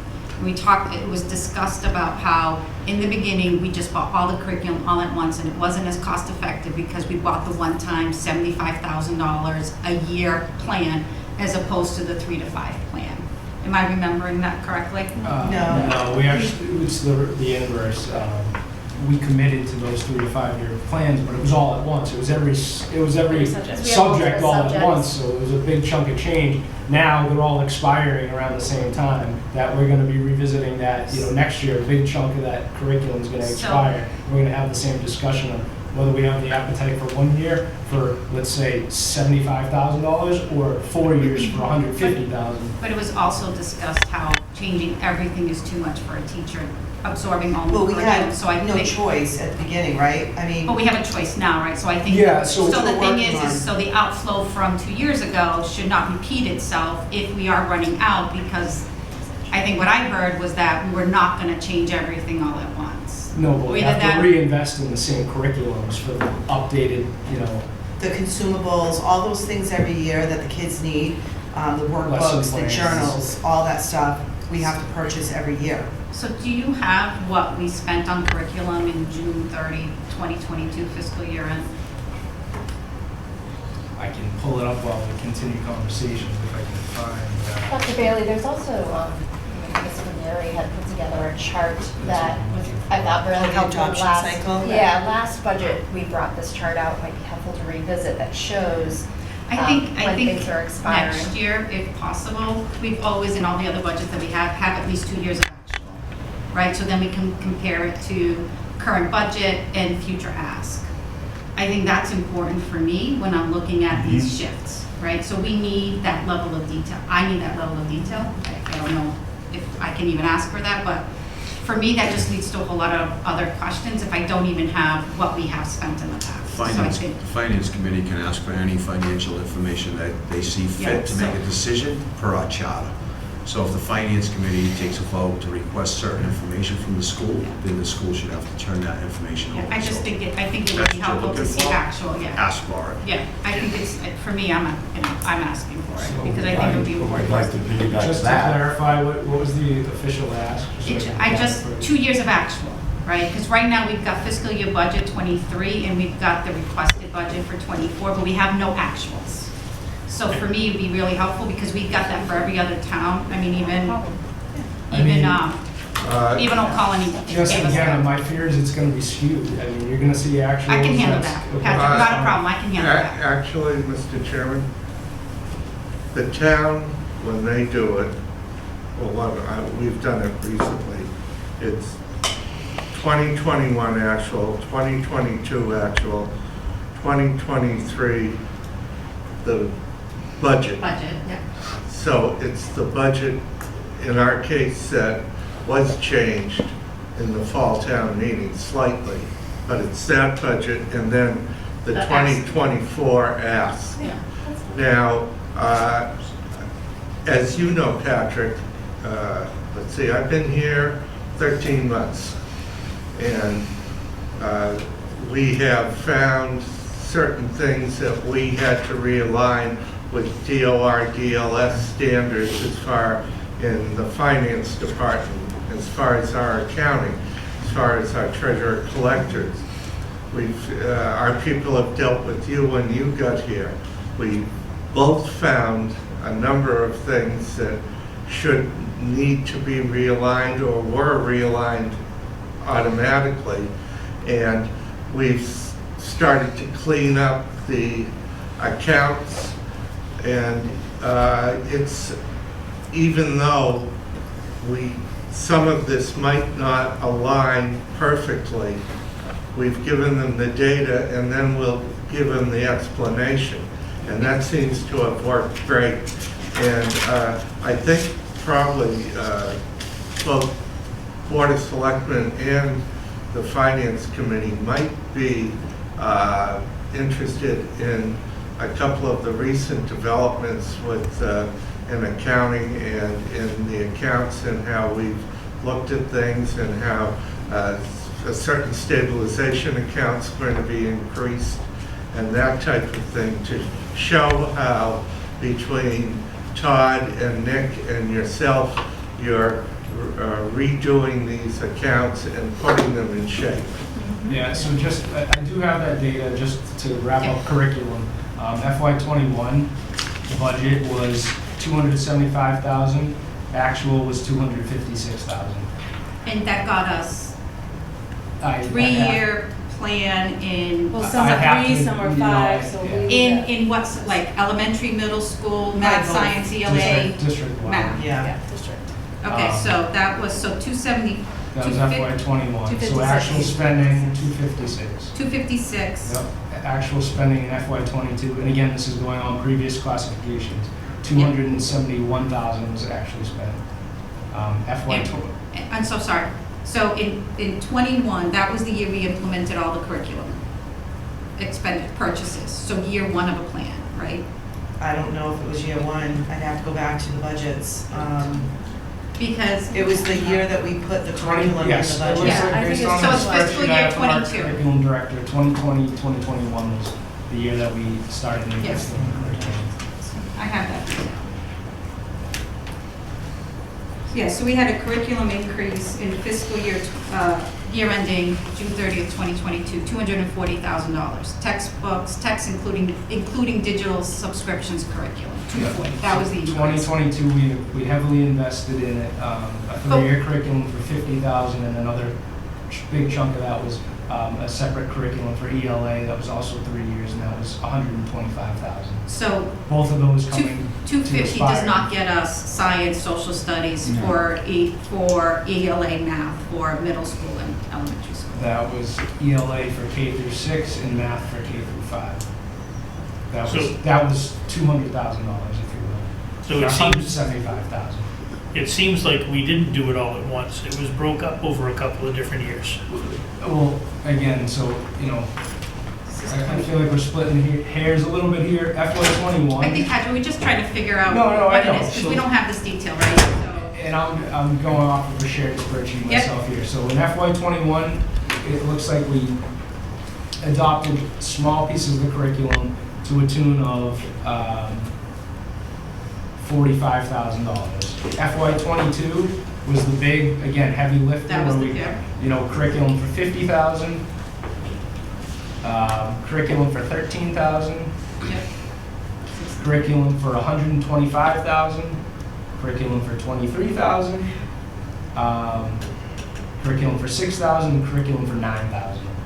And these were 3 to 5 year. 3 of those were 3-year contracts. So $200,000 of that was 3-year contracts. Okay. And I just want to clarify one comment about trying not to do it all. I'm really talking about elementary because those teachers teach all content areas, Yep. whereas the middle school teachers mostly teach one content area. So we could be adopting curriculum at the elementary and at the middle school in many subject areas, but we want to get to a point, and that's why we've mapped this out, so that we can get a little more even and not so much curriculum that it's a budget buster. Do you know what I mean? I do, and I appreciate it, and that type of detail would be helpful for us, especially when we're looking at a budget where we're changing all the buckets. Because we can't go back and realistically not have questions on why the big increases here and there. So I know you said it's splitting hairs, but in our mind, it's not, because if you're telling us that we did one big chunk one year, then the next year we shouldn't have had another big chunk. We should have been whatever the yearly maintenance would have been. You know, right now, 3 of our core curriculum was entered into in 2022 for 3 years. 3 of those are coming up due in FY24. But Dr. Bailey explained it well too. I mean, when we take one big chunk, that could have been the elementary school. And the And middle consumables, school too. is different over those. So that makes sense that way. Yeah, and again, you know, we're looking at, we reached out to companies, you know, for future pricing. We're looking at either investing in 3-year contracts and paying, you know, the $125,000, or a 1-year contract where we're paying $60,000, $70,000 for the same thing. So it handcuffs us. So if we do want to start splitting it out, it's going to be at our expense until we can kind of get 3-year contracts to all sort of rotate, if you will, if you're following that. I got a question. So once a new curriculum is adopted, how long is it good for and how long can it be utilized? Or do we have to keep purchasing every year curriculum, and it's a recurring cost? It's a good question. They recommend 3 to 5 years for an adoption. So when But something that's done, again, you gotta do it all it over doesn't again? mean that year 3 comes and we're saying we're adopting new curriculum. We're going to look at our data, we're going to see how our students are doing, we're going to see what else is out there, and we're going to make these decisions as a team. And again, we have to make sure that the curriculum that's out there is in line with the standards.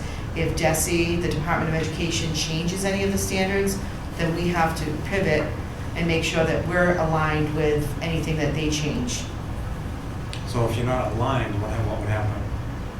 Well, we have to get resources Would it from affect hospitals. funding? Would it affect funding? Yeah, I mean, we We get get tested on funding. all the standards, our kids are I tested. think it would help, based on the conversation that I just heard, I think it would help if there was that, you know, you open up that gate of transparency. I think the school committee, I think it was Sarah, or maybe it was Jennifer that talked about, you know, the certain parts and aspects of it. I think to help the finance committee get through in the future, and Patrick, I think you're doing it kind of, you know, you're putting things in different buckets, right? So I think this is the year where the buckets have been changed around with allocations of money, and it makes it a little bit more confusing. I think moving forward, and it sounds to me like the school committee's already got this nailed, where they've identified all that curriculum that needs to be in the progression that you've made with the curriculum changes. If you give that to the FinCom and you give those curriculum changes for what grades it was and what categories it is, and then the next year comes up and you say, well, this is what we're doing, I think they just want to make sure that the money is being spent on the curriculum that needs to be, and it's not redundant, and you're doing it every 3 years when you could wait every 5 years, and just spreading out the costs, I guess,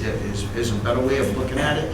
So everybody understands what's happening with curriculum, instead of just saying, well, we need 300 grand this year, and next year we're only gonna need 200, next year we need 300, and it's just confusing for everybody to calculate what curriculum really costs for the school to do its It's kind of job. like a capital expenditure, right? You forecast that 5 to 10 years. That's basically the same thing as a forecast of work, because curriculum is it's a large percentage, right? And to give a sense of what it's going to look like so we can incorporate that, because we're not thinking about in 1-year silos, we're thinking. And we are as well, we're thinking future years, like we said, when we purchase curriculum, we think it's a better investment to go with the 3-year program versus the 1 year. Another thing in our curriculum is intervention. So if the tier 1 instruction in the classroom for the whole class isn't working for children, then we go to tier 2 and they get intervention, or tier 3, they get pulled out, and there's a different type of program that's also curriculum. And that doesn't show up necessarily as science, or it could be something called Lexia or Freckle, or you know, just different software programs or different resources that those teachers need to teach in a different way, because the kids are not getting it in the tier 1 full classroom. And on I top think of we that, need to go back to textbooks. well, on Amen. top of that, you know, we don't want Nobody to knows how invest to in a flip curriculum. We Absolutely. don't want to Nobody invest knows in how a to- It's part of the one-year. reading problem, right? I just have a comment, like, I think we're getting really into the weeds with this curriculum. And my question to the finance committee is, do you need to know all these details because you will feel in the future you're going to recommend what kind of curriculum we're gonna need? We just No, want, no, we just no. want to understand where the money's We going. want more Okay. details All right. because it's a big cost. So we have, I know that we Well, used sure, this tool when we right. did budgeting last year. Mr. Geary put together a chart which forecasted out which subject matters, you know, each year so that the FinCom can see, projecting into the future, what we'd be asking for. We have a chart, we'd be happy to show Yeah, you. we just want to be able to think ahead. And We're not going to sit there and tell you We you have need. shared it. We have used it for shared this. budgeting last year. And just for your point, Kevin, about how we go into detail with everything that we're doing in the school systems, we are completely transparent at our meetings, and we go over this, I mean, hours in our meetings. So, you know, if there's anything of going back, I mean, feel free to go back to our meetings and the details of what curriculums are coming up and what exactly that entails. I mean, we have teachers coming up and going to our meetings and talking about what they're teaching. So feel free to do that as well. But whatever information that you need, such as, you know, the going back 2 years, that's absolutely doable. And I don't know why we didn't do And that going in the forward. past. And moving forward.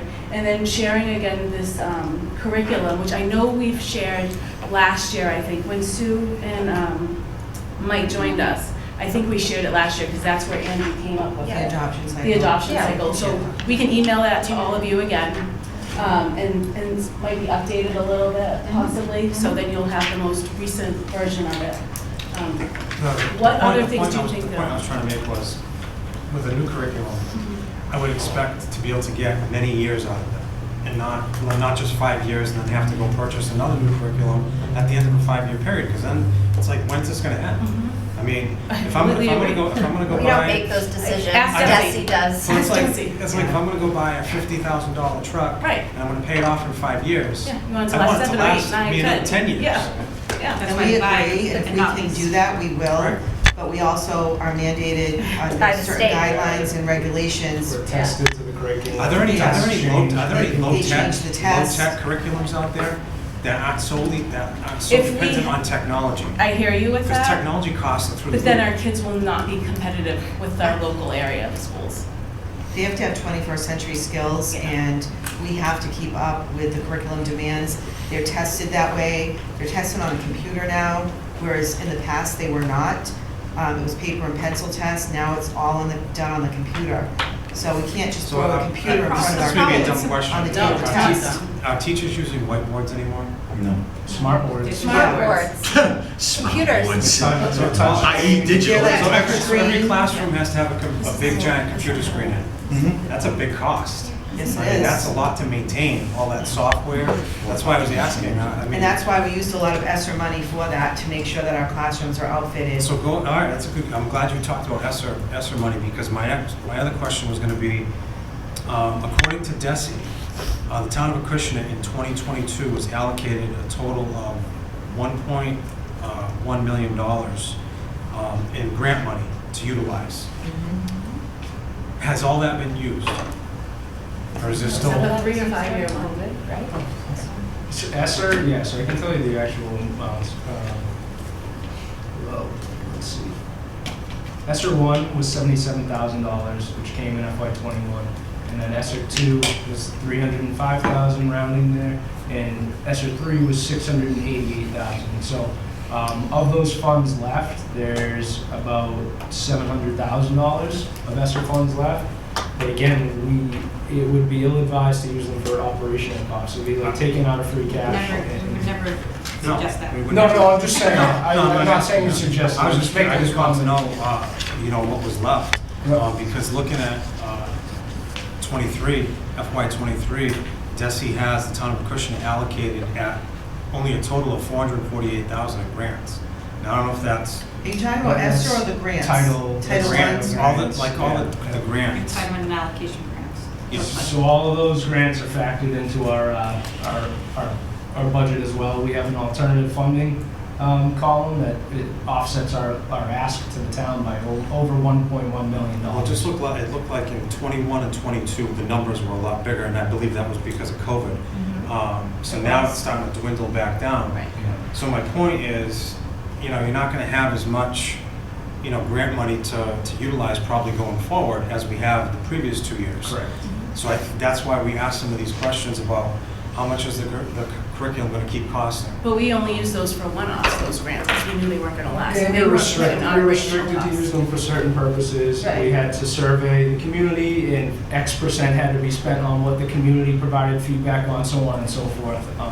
And they're all spoken for at this point, but yes, we're not expecting any large ESSER grants or $1 million Right, it's going grants to be in a the lot less. future. It's going to be a lot less. going Sure, forward. sure. And But- we're prepared for that. So to be clear, because there is some mumbo jumbo out there, the school department's never used ESSA grants for operational budget. It's not 100%. I mean, right now, we have a maintenance position that's funded by ESSER. Once ESSER expires, then either maintenance position goes away or it comes to local.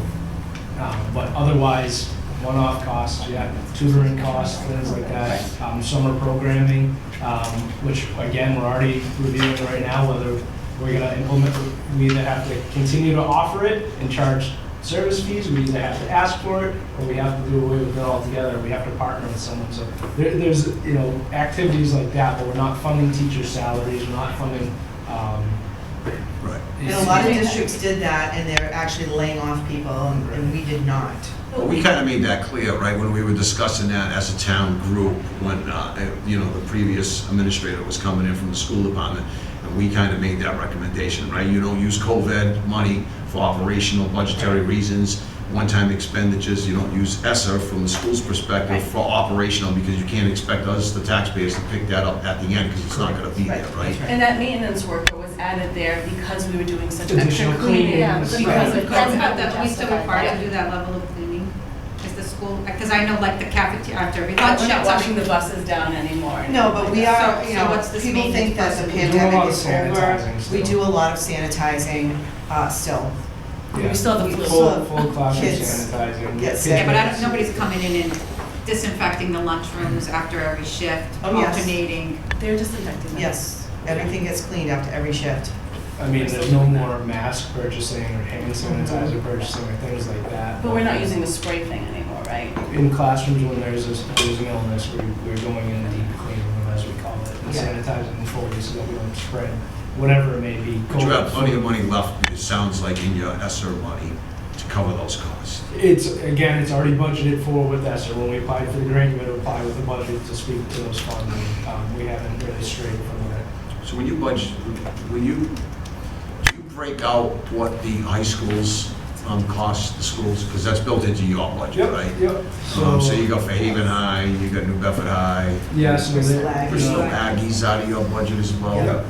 It's So about- you take out, have the number of students from 1 year, dropouts, from the fall of graduating classes, what's not going in, so The that, only thing that's very unpredictable with that is when students move in and they enroll. yeah, sure. And sometimes we take a big hit, but I will tell you, we do our due diligence with residency. I think last year we had 26 cases, elementary through high school, where we knew they did not live in town.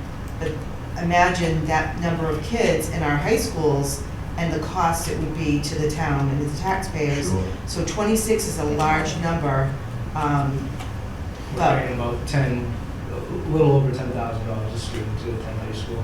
And those rates are just climbing still too. Where is the rate? You just said 10,000, is that a true number for Fairhaven and New Bedford? 10,000? right It's around higher. 10,000. That's a pretty good number, because I didn't say it to Aaron, but when I was the liaison from the FinCom in 2005 to 2010, the average cost of student at Old Colony was relatively cheap. It was like $8,000 back then. So Fairhaven. And now they're at $15,000 a student. FY '24, Fairhaven's about 11.5, New Bedford's approaching 12, and then the special ed costs are built at those baselines, plus the mandated requirements, so a special ed student could cost $30,000. Yeah, of course, to yeah, the school yeah, it's a district. special ed aside, Yeah, yeah. And the tuition is tuition. You're gonna go there? You also have transportation costs, correct? Transportation, yeah, it's a big piece of the tuition. Unfortunately, this year, we had a reduction in our enrollment numbers to high school that there's savings, but next year, if that goes up, it's an additional cost to us that if the town doesn't fully fund it, we have to cut from our baseline budget and find money essentially. Speaking about high school tuition, what happened to the $217,000 that was overpaid tuition to pay in high school? So we worked with Fairhaven and we've adjusted the building so that the $217,000 is going to be recouped by the district. And then, at the end of the year, when we balance the rest of our budget, we're hoping to return those funds to the town. We've talked with Jamie about funding our special ed stabilization. With some of that, we're reaching the maximum, so we're limited there. It's what, 40-something thousand? 40,000 and change will get us to our maximum stabilization for special ed costs, which will help with the 14%, hike in increases. What is the max anyway in that? It's what did I say it was 20%, 2% of net school spending. So whatever we report on our end of year report, 2% of that, which was a total of $320,000. But that's a massive moving target, special ed.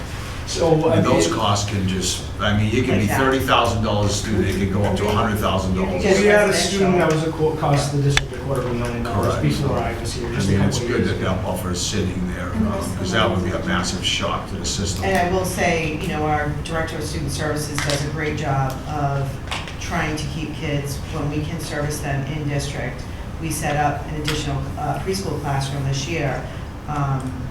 And I was just talking to her about it today, and if that did not happen, we have 4 to 5 kids in out-of-district placements.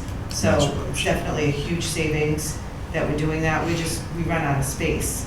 We don't have a lot of space left in our buildings. Since we've presented this budget, we've already had additional placements for both transportation and tuition that, again, it's part of balance in the end of the year budget, but, I'm assuming hopefully there's cost savings and vacancies and other positions over the $217,000 of savings in, high school tuitions, as a result of that effort, that we can hope to offset these costs with, but it's unpredictable. We're putting numbers in front of you, based on our best guesstimates and the data that we have at this point, but it's not to say anybody can move in or out of town and then we incur that cost. So.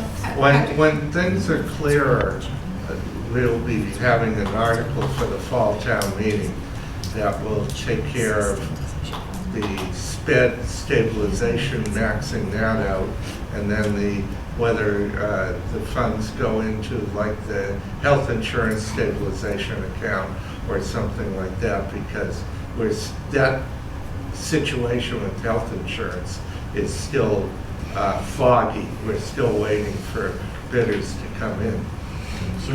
Sorry, Patrick, can you refresh my memory? The final fiscal year 2023 budget for tuition for schools at $3.2 million, that was actually what was on town meeting.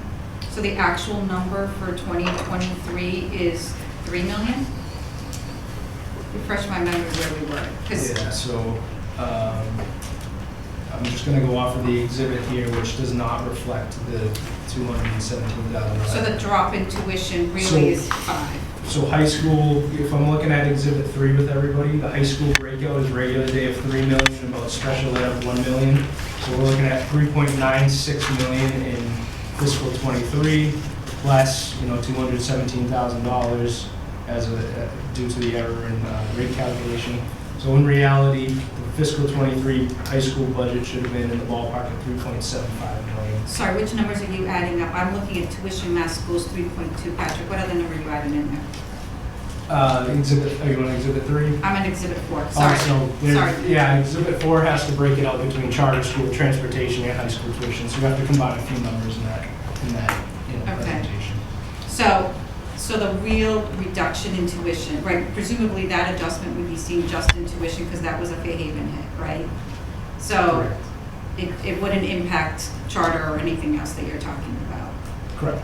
Okay, so that says tuition for mass schools, specifically Fairhaven, New Bedford High, is 3 million, so the drop in high school tuition is 5, not 3.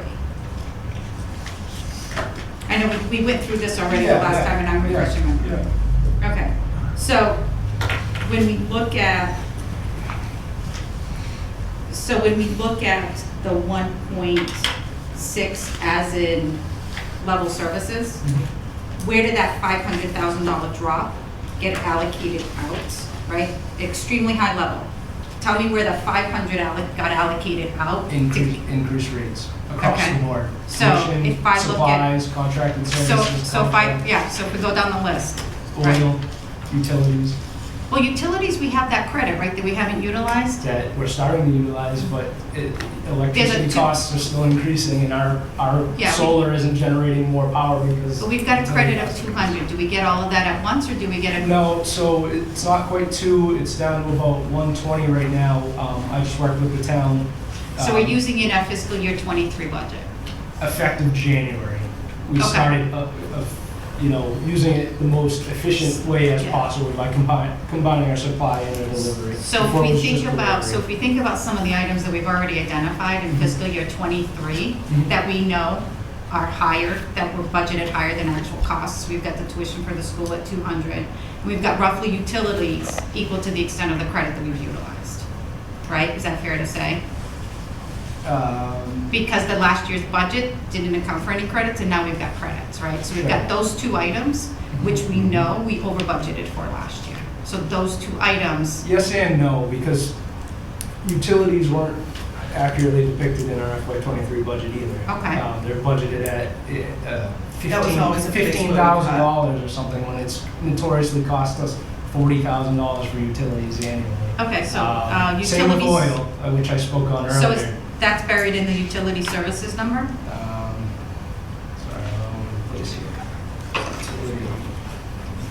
Yeah, see, that's the problem with these kind of summaries. You can't see the detail.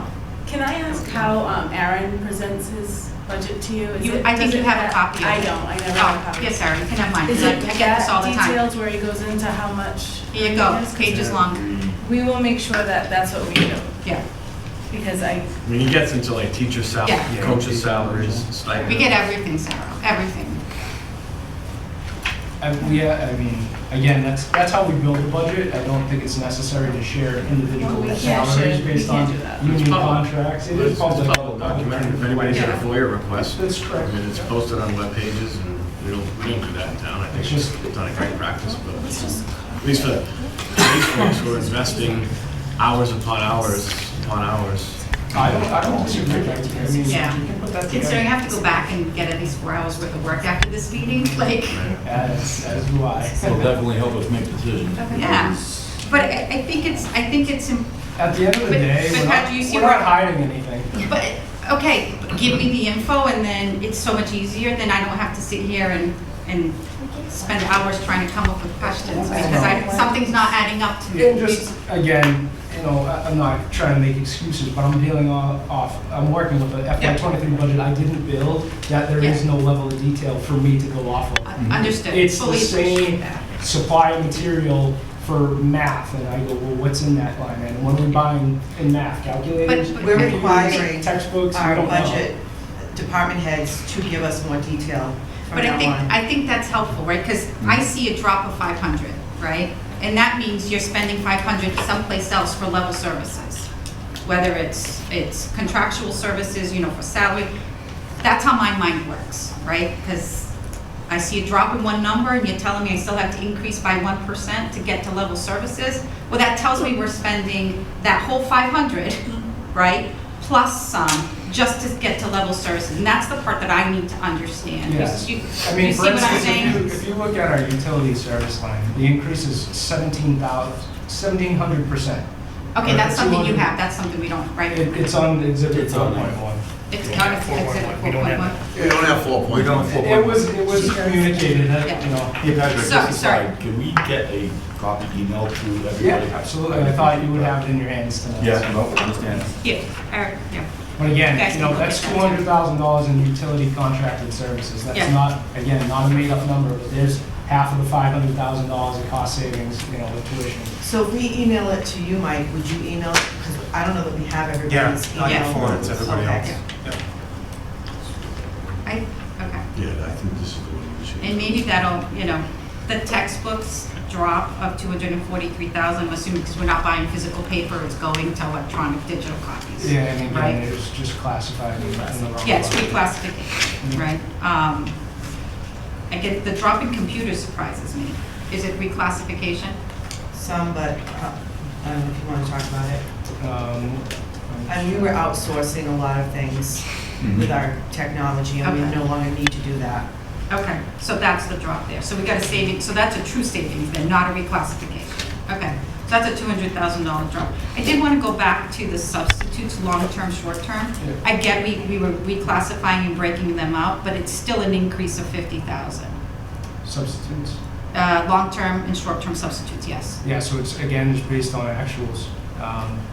And our building-based subs have, essentially full-time equivalents that are in our union contracts too, so it's contract. I mean, are the salaries of the permanent subs, included in that number, or where do they sit? Yeah, they sit in the long-term sub line. They sit in the long-term sub line, okay. And we have 2 in each school? Okay. And how often are they fully utilized substituting? Every day. As opposed to doing other activities not? Pretty much every day. And as a matter of fact, I said, going back to this 2 schools, 1 district, if we have more teachers out in one building and we could possibly afford to send one over, that's what we're going to do. We're working out the details on that. We did that during COVID. But we want to see those substitutes utilized every day. I guess that's the question that I'm But- trying to figure out, like, Yeah, are they? so our attendance is, we have an attendance issue. Well, I guess, right to my point, Dr. Bailey, right? You've got 4 subs of how many teachers, what's the call-out rate? That says, if they're being fully utilized, that means we Well, have a very high call-out rate. We call in many more subs than just the 4 who are already assigned to the buildings. But we don't always get the subs that we need. So unfortunately, things have to be adjusted on the fly on that particular day if we don't have the staffing to do like a vertical team, let's just say. That's why those building-based subs are so valuable, because they're there every day and they get utilized. When people call in on our sub-management system, it goes out to substitutes who are enrolled in this software program, and then they can sign in and say, yes, I'm going to sub. In a sense, we need to think of it as almost like an overtime cost, because the original teacher's salary isn't going It's still away, getting but we paid, still yeah. have to fit the bill. So to under budget, an overtime line would be very dangerous, especially when we can't predict, No, I guess I'm trying to understand kind of where that cost is coming. I agree, right? It's a double dip. You're paying the salary plus you're paying the cost for the And it's not just Correct. people calling out, we've had medical leaves, we've had maternity leaves. Yeah.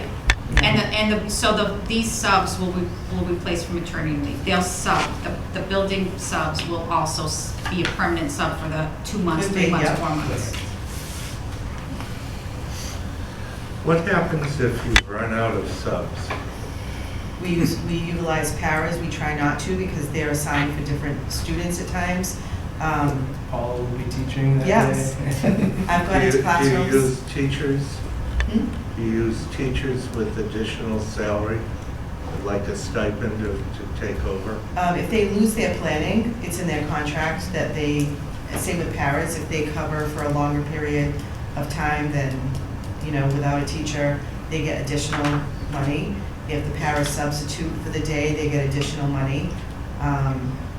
Is that in Obviously, the we try not to do substitute that. budget, or is that in an overtime budget? No, it's all it'd be classified into substitutes. The substitute costs fall under long and short-term substitutes. It's nowhere else. Sorry. My last set of questions. Of course, look, this is, whether there's millions of dollars No. at stake. Yeah. So I have to go to comparing the baseline budget from before, the baseline budget for now, okay? Considering I have a daughter in the middle school in 7th grade, I gotta say I was disappointed that the math interventionist was removed, okay? I would have thought, given the MCAS scores and everything like that, that would have been our number one priority. I get that we have a district administrative assistant. How many administrative assistants do we have at the school? At first, I want to just address the interventionist. Yeah. We said earlier in the presentation that we're trying to be very creative, 2 schools, 1 district. We're looking at taking a 1.0 from the elementary school. We added 2 interventionists during COVID to the elementary school, and we can afford at this time, given our data, to move 1 over, so that the middle school at this time will be getting a math intervention and a reading interventionist. Just, it doesn't look like the original because we're kind of moving people around and shifting people to make that Resources going happen. over, we're just not spending the money on it. So when we met, we had said that we need to go over this, we're gonna go over this multiple times, and we were trying to think outside the box. And since we had interventionists at the elementary school, and we saw what the scores were, we thought it would be worth it to try and bring 1 over. And so we'll still have the 2 people, but we're just taking it from one school and bringing it to the other. And if our scores in both schools at the end of next year maintain, then that's where we'll keep these. Now, you're going through, and it was my same thing, as well as I mentioned it to Pat, you know, well, we're gonna get rid of a teacher just so we can have another typewriter person in the district. Well, that was exactly what I was saying. well, So I said, listen. Let me explain where it's coming from, though, because Okay. how many administrative assistants do we have in the school? So we have 9, 3 are technology. Take those out. Okay, Yep. so we have 6. We have 6. How many are the actual school, like sit in the So front there's office? 1.5 in both front offices, so Yep. that's a total of 3. Sorry, okay. Superintendent, secretary is 4. Yep. And How many in the middle school? So you got 1.5. 1.5. How many sit in admin? We have a student service secretary and a special ed secretary. There's Yep. 2 in admin. If we're... And Dr. Bailey, you have 1, and now we're looking to She's add the 1 for you, superintendent. Patrick. No, we're not adding, we're not adding. Okay. So 5 years ago, we had 2 people in that business office underneath our business manager. Okay. And it was said to us, because we were trying to make cuts, that maybe that person wasn't getting enough work. Yep. And we said, all right, just like we always do, well, let's try it and see what happens. And now we find ourselves 5 years later, trying every year to possibly add it back, and you don't see that. Yeah. But I see it at the budget subcommittee. You know, all right, Yeah. let's see if we can get this person back, let's see if we can get this person back. So I think this year, we were just at a point, since Patrick has come here and pointed out not only the 5 or 6 major things that I thought was a problem not having this extra person, but 25 more that could like fall apart our payroll and accounting system. Because this is where I'm coming from. Right? So if I think about my office, right, just in Boston, there's 12 partners, it's 100 professionals. Okay, we're talking about managing all client relationships, to which I have about 200 myself. Okay, job arrangement letters, source documents, tax returns, all of that. Okay, we have 4 people for the whole office, right? So I guess I'm coming from that much. Who does accounts payable and who does accounts receivable? I'm not talking about, that's why I was talking about like specific, just the EAs, not the accounts payable, not the accounts receivable. Because that's what we're talking about. This person would be doing accounts payable and receivable. No, that's not the way it was. We don't have I saw the description said backup for that. No, well- And they're backed up. I guess that's my struggle. We haven't had this- like clients, I want student facing, right? Like the student facing, I thought was our number one focus. Everything impacts the students, so we have a very small administrative team that supports our principals, the principals support the teachers, and everything eventually trickles down to our students.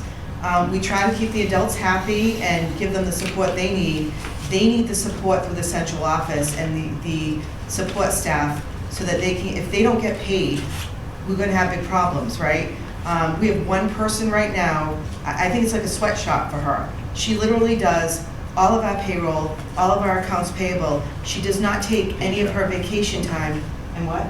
Partial HR. Yeah, HR. I mean, we all wear multiple hats because we have all the same requirements that all school districts have. We just have to do multiple things because we're a small school district. So for example, I do a lot of HR work in addition to superintendent works. We don't have a separate HR person. So my secretary does some, The payroll accounts payable person does some. There's no one for transportation. It's- But you see where I'm coming So from. a student Like, has I- to So follow the unfortunately, transportation. if we have the structure of a public accounting firm, I strongly agree with you that we'd be able to utilize our clerical salaries and our positions, much more efficiently. But right now, we don't have that structure. Once we build that structure, we can have this Help me conversation. understand that. I'm sorry. Policy and procedural manuals, people don't know necessarily what to do when they need to procure a field trip or, make a purchase order, or I have an address change, or I need to change my student's bus. There's no processes written out or in line. There's no, templates for emails, blanket templates, if you will, that you can just share with the secretaries to say, send these out when you get a question like this. Send these out when you get a question like that. I was in 6.5 years in public accounting. We had forms and templates for every little thing. And we had a similar operation where we only had 4, clerical secretaries. And it's just the nature of the beast. And if we get there, guess what? We probably won't need all those secretaries, and I'll be the first one to admit it. But I think to your point, Sue, how you're saying we're taking away from our students, right? We're switching them out. I get it. We're not. Because the other person in the other school has done their job, and we're going to try to see if they can do the job into the middle school. 2 schools, 1 district. Okay, so I don't see it right now as we're removing it. I just think we're sharing it right now. Correct. And we're gonna see what the data is. And I don't want the elementary school to then take a step back, right, because of this, right? But we don't think it will. Our They've done the decisions are all research. data-driven. So we're gonna look at the data, and we're gonna continue to analyze and assess the data and make decisions based on the data. And I have to trust the admin Yeah. team to make those decisions. Okay, and I have to. you because can it's not- understand this comment, but there's more than just data, right? There is, correct. So, because you live by the data, if you live by the data, something falls apart, right? Like, the data is a factor, it's a point, right? It is not And law. it's gotta be accurate, or now you're making assessments based on false data. Absolutely. Garbage in, garbage out. Exactly. No, I But, fully. mistakes were made previously in the business office. Who knows if it's because there wasn't enough support in that office? And that's money that eventually trickles down to our students. So I think everything we do is student-based and student-centered. All of our decisions are, For lack of a better analogy, I've said it in our, separate meetings. You don't want to pay our central admin to make phone calls about transportation changes because, so-and-so had a doctor's appointment and couldn't get to the school in time. That's not what you're paying, the core central administration to do, And, we want to use our time and our resources on making sure that we're doing our best teaching in the classroom, and that's by freeing up our time so we can focus on that. I guess, so is it fair to say, you tell me, okay, we looked at everybody's utilization and just figured out, does everybody have their job description? And this is what they're supposed to do. And we have redundancies because multiple people know how to do the job. So you're not relying on one person, and if somebody gets hit That's by the exactly what we're proverbial bus. building. Which I understand, and again, I'm coming from my mindset, and I see what our admin, and I see what is asked to do. And the thing is, there's enough with technology that you end up doing most of it yourself anyways.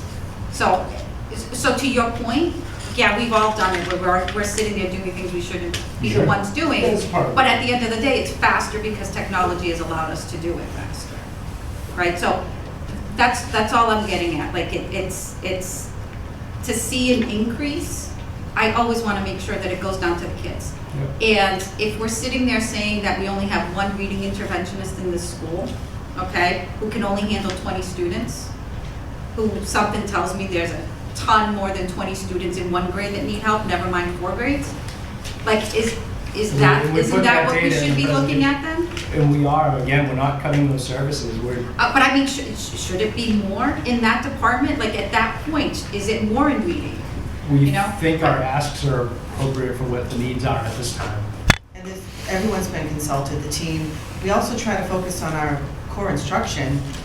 So, we're only focusing on intervention for those bottom 10 or 20% of kids. It shouldn't be the majority of kids from a classroom And if the majority of the kids in the classroom have low data, or their data shows that they're not meeting success, then we need to take a hard look at what are we doing in that classroom, what's the curriculum like, what support are we giving to that teacher in that classroom, and that's what we do. I'm gonna, this is really generous, juicy conversation back and forth, right? And so, when we're talking about data, and we're going to the curriculum, and this is the one, policy question I'll ask in this discussion. Have you looked at data of where you see, the math scores and the ELA scores taking a dip? Is it versus when you start implementing a computer-based curriculum, right? Because I don't know how many people in this room use multiple screens to do their daily job. Patrick, I'm assuming you're All the time. probably 3? Yeah. 2 to 3? Yep. Right? 3. 3? 3 large, So 27 inches. try to be, right, so we all need multiple screens, right? To be a middle schooler or an elementary schooler who's learning on a screen that size, and the way they're doing it is reading a passage, scrolling down to answer questions based on that passage. They get down to question number 4, then they gotta scroll back up to try to remember that passage, right? So, I don't know, I'm not saying I'd like for that to be looked at some point, I don't know, just for what it's worth, because sometimes it's some really basic things that are driving results, and I think we forget about that, right? How user-friendly this stuff is. I just watch it with my own tool, and I talk to other kids too.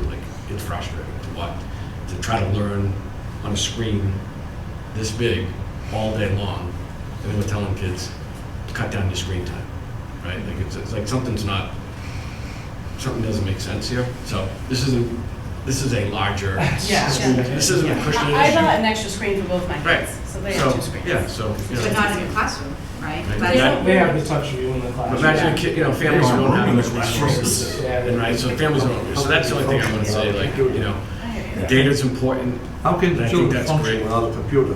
but, there's more to it than that, so, anyway. I Do we have any other, Yeah, any other questions about the budget? Pencil and paper. Right. Per se? No problem at all. All right.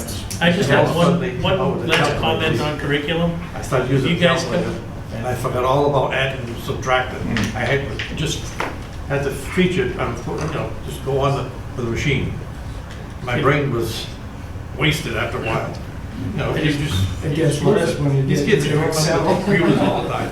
Take the computer away from them, and they're On the curriculum, if you guys come up with an ask in the future that moves us away from new math and back to what we grew up with. Oh, you're right on that? You can have my Oh, yeah. support, Yeah, just we'll saying definitely right do now. that. I've tried. I've actually gone to senators and to try to change that, and no. It still floors me. What was wrong with the old way of doing it? That it didn't work all of a sudden? Mr. Gasper?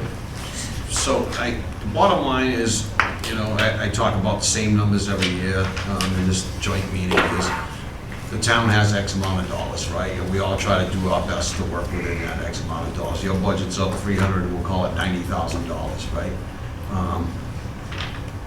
$390,000, but what's the additional state aid you're using to balance your budget? Is that $700,000? Yeah, put it in there. So if you look at, again, let me find my exhibits now that I get everything scattered across the desk. So the additional, I'm told it's additional $700,000 in state aid for the schools, right?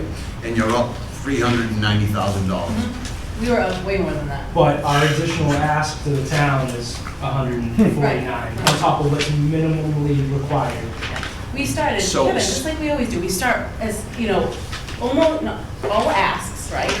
And then we just whittle it down to what we really need to make sure that we push our, community forward. I get it from the school's perspective, you have goals to meet, we all have different goals and objectives to meet, and I get it. And Costs are very going through the roof, the cost of doing business is a lot more difficult, but we're still constrained on our revenue, right? Money just doesn't appear because we need an additional $1 million. So I'm just gonna ask I'm gonna ask a hypothetical question, but it doesn't warrant a hypothetical answer.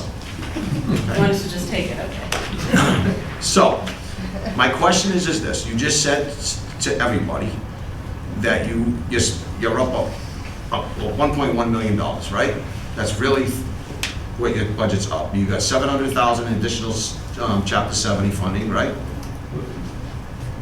No, we're only up $388,000. How much additional money did you get in chapter 70? About 700,000, but we've asked about $700,000 less from the town. Yeah, but compared to last year. we can't go down that road. I know you're new to Acushnet, but, so you're getting $700,000 from extra chapter 70, right? Correct. And then you're asking the taxpayers for 390 roughly, right? 388, 513 if you want to be exact. No. No? Sorry, let me just punch the numbers real quick.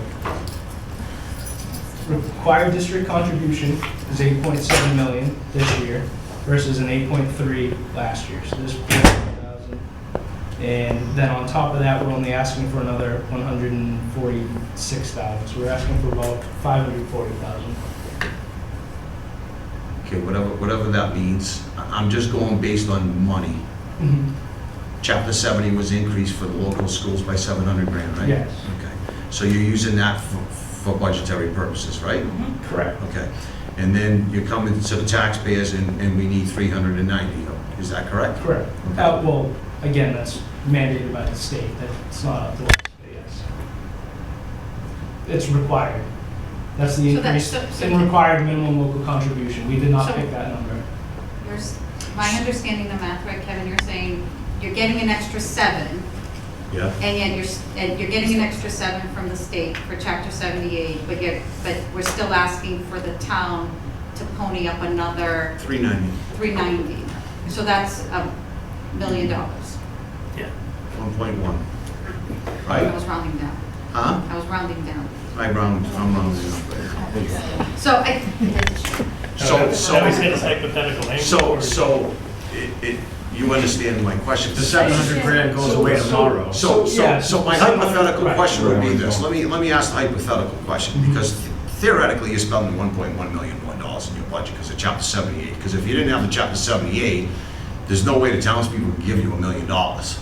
We don't have $1 million all in for everybody else to do business in the town. So Right. hypothetically, Without chapter 78. hypothetically speaking, based on what I said to Mr. Polanski, is I'm very concerned with the governor's first move. If chapter 78 was reduced, let's hypothetically say $200,000 from this year's current number, where's that $200,000 coming from next year? We'd be having a different conversation. The answer is the taxpayers, right? Or there's cuts. Or there'd be cuts. Or there's layoffs. I'm using a very low number on the 700. 200 is minuscule, right? But what happens if it's a greater number? And I'm always concerned about the future. I don't know any good businessman that would look at a business model today and say, yep, that's what I'm doing. A good business leader would always say, okay, here's my budget, this is what I have for revenue, and then let me project out 5 years and let's make a business plan on 5 years into the future. We don't make a business plan based on 5 months into the future because you're going bankrupt, right? So if I had somebody putting money into my business that I didn't know was coming next year, I'd be a little worried about spending that money of that investor's money and going, I don't really know if I can pay you back next year, because I don't know if that revenue's coming in. It's a hypothetical. I understand. But that hypothetical, Yeah. because of it's not, so the norm is 90 grand a year in increase, 70 to 90 increase in state aid. And we just went 10x that number from the new governor. That worries the hell out of me. And I think it should worry the hell out of a lot of other people. And I'm very concerned, and I understand the needs of the school department, but I'm extremely concerned on your behalf that if that was to come true, whether it's next year or the year after, it doesn't really matter, where that money comes down, you folks are gonna be in a very painful place because, you know, Patrick's new to the town and he's saying, well, you know, we're only asking you for 390. We have roughly 850, right? For the whole town to do business. Old Colony just took 200. You want 400, that's 600,000. It's all Prop 2.5 levy increase gone. We only have a small percentage of new growth for the rest of all of us in town to do business. And that leaves, what, a buck and a half for all of our police department, fire department, DPW, all of our administrators, offices in town.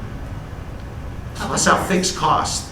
So our contractual obligations from the town's perspective wipes out that 150, just like that. We got nothing else for fixed costs for as far as healthcare or anything else or any other monies to be allocated anywhere else. And that's my problem when I sit and I do budgets with everybody. That's my job, is to look at everything, just like it's the finance committee's job to look at that. And I think I've been on that table, okay? And I understand the frustration that it takes to be on that table, and I commend all you folks, by the way, for being there, for the townspeople. But that's where we're at, and I know there's a mentality. Look, I got people say to me, I need more money in my budget, and I'm like, can't do it. Can't do it. And it's heartbreaking for me to be telling some of these people that I can't afford to give, a second in command at police department, a few more DPW workers so we can improve our roads and sidewalks in town because we have a short staff there. As a municipality, we're not the only ones struggling, and I talk to people and they talk about overrides in other communities, and I can tell you this right now, I think it's a cold day in hell anybody ever gets an override out of our taxpayers. There's a lot of, I talk to a lot of people in this community, and there's a lot of people that are struggling. And those are the people that I represent every day, and I think about those people every day when I make decisions. And that's the hard part for all of us. You folks have to do the same thing, right? You sit there and you try to compile a budget that's gonna work, get the best results for the kids. I'm not picking on anybody. I'm just trying to explain to everybody in real life what is occurring. We don't have all this money. I mean, we could go crazy. If you want, I'll give you $3.5 million out of stabilization this year. Take it, bury yourself in wealth, and next year we got nothing. What do we do then? It's not the way we do business. So, I'm very concerned with the state aid, the 388. From my perspective, that's not a bad number coming from the school department, okay, from the taxpayer's request. I'm not saying that, but Old Colony just ate 200 more. I've exceeded all my Prop 2.5 levy increase. We got issues, right? It's getting very tiring trying to figure this out, and I wish the federal and state government would just stop taking money and whipping it around, trying to solve everybody's problems, because we know what happened with that result, right? They flooded the system with money, and we have this blacked out inflation now that's crushing our seniors and anybody on fixed income, right? It's a double-edged sword what we're doing. I don't know what's going to happen in the future, I really don't, but it's extremely troubling. Kevin, you made a good point, and I'd just like to add on that. And I think this is part of the reason why the state is now dependent on the sale of cannabis, regulating it for a source of revenue. Gambling now, so gambling, cannabis, and taxing people who are extremely successful to get extra revenue out of them. Now, what's going to happen when a lot of these successful people leave the state? Are they going to lower the threshold from $1 million down to $500,000? I mean, who knows what's going to happen? I mean, the bottom line is we have to be mindful of our spending, which I think we are in this town. We've had to be, because any private business that would try to run like a municipal business would probably fail, and they'd probably see a lot of bankruptcies. If the private sector ran a business the way a municipality does.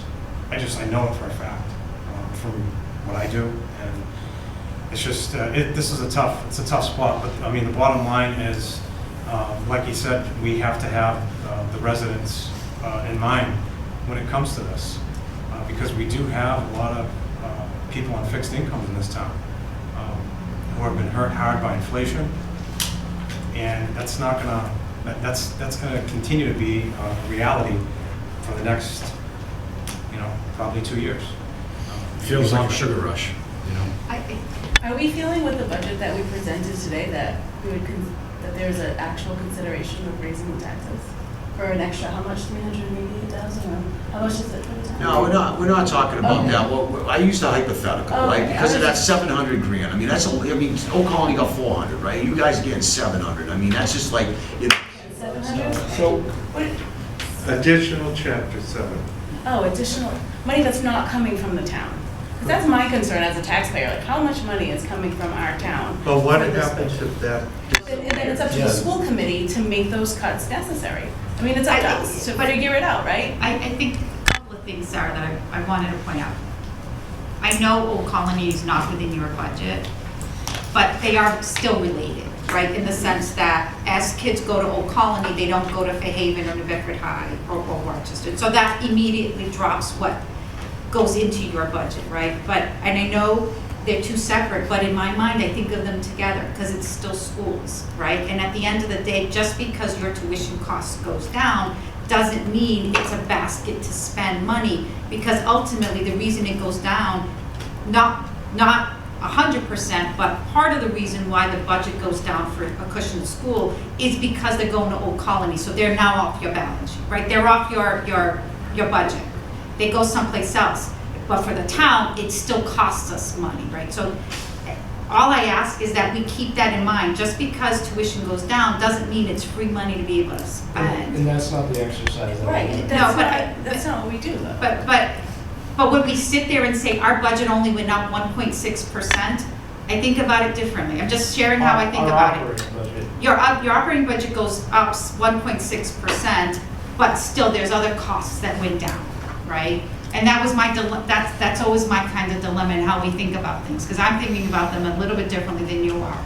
If your expense goes down, right, there are other expenses that go up. That's the true cost to me, right? That's how I think about it. So The true from our- incremental cost. And what would be good for me to understand is when you take away all of those freebies, all of those extra, those drops because of tuition or something like that, and that becomes the adjusted budget from last year. That's where your starting point is. And then figure out what level services is added to that. That to me is a more fair representation of what the impact of the budget is. 1.6% to me is a little misleading because it doesn't necessarily. That's exactly what a baseline budget is though. We started with fiscal Yeah. 13 and we made those adjustments. If you see that slide, you see there's large decreases. Yeah. From other departments other than just high school. So if you take those, all I'm saying is if we take those decreases, Yeah. right, those decreases that are not within your control, right, they're just because tuition went down in this case, tuition went down. The increases aren't in our control either. It's No. inflation, it's cost of Yeah, no. services. I guess to help somebody in my mindset think about this, right, it's take those drops, right, outside of your control, and then from there later in what level services would be, right? And so the increase is going to be a lot more than 1.6% because of those drops that have taken place. Do you see what I'm saying? I do, but then, again, do we take out the increases due to inflation or contractual obligations? Isn't it the same? If you take away what is not, If you factor out the tuitions Yes. and the transportation for high school, and then you look at the Acushnet schools budget, and your inflation that you're talking about, Patrick, becomes level service, right? That's to get to level services and then the incremental cost from there, okay? It's just, I guess, Dr. Bailey, go to one of your points that you make in the presentation. Normally, a budget increase is 2 to 3% or 3 to 4%. I forget the exact number, right?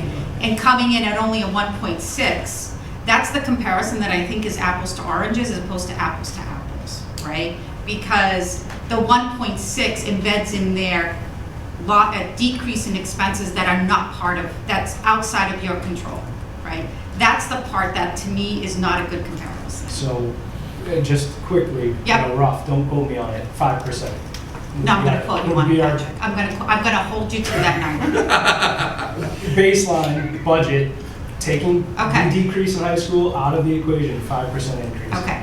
That's the comparison to what the typical increase, then Dr. Bailey, to your comment that you make, is 3 to 4. So we're already at 5.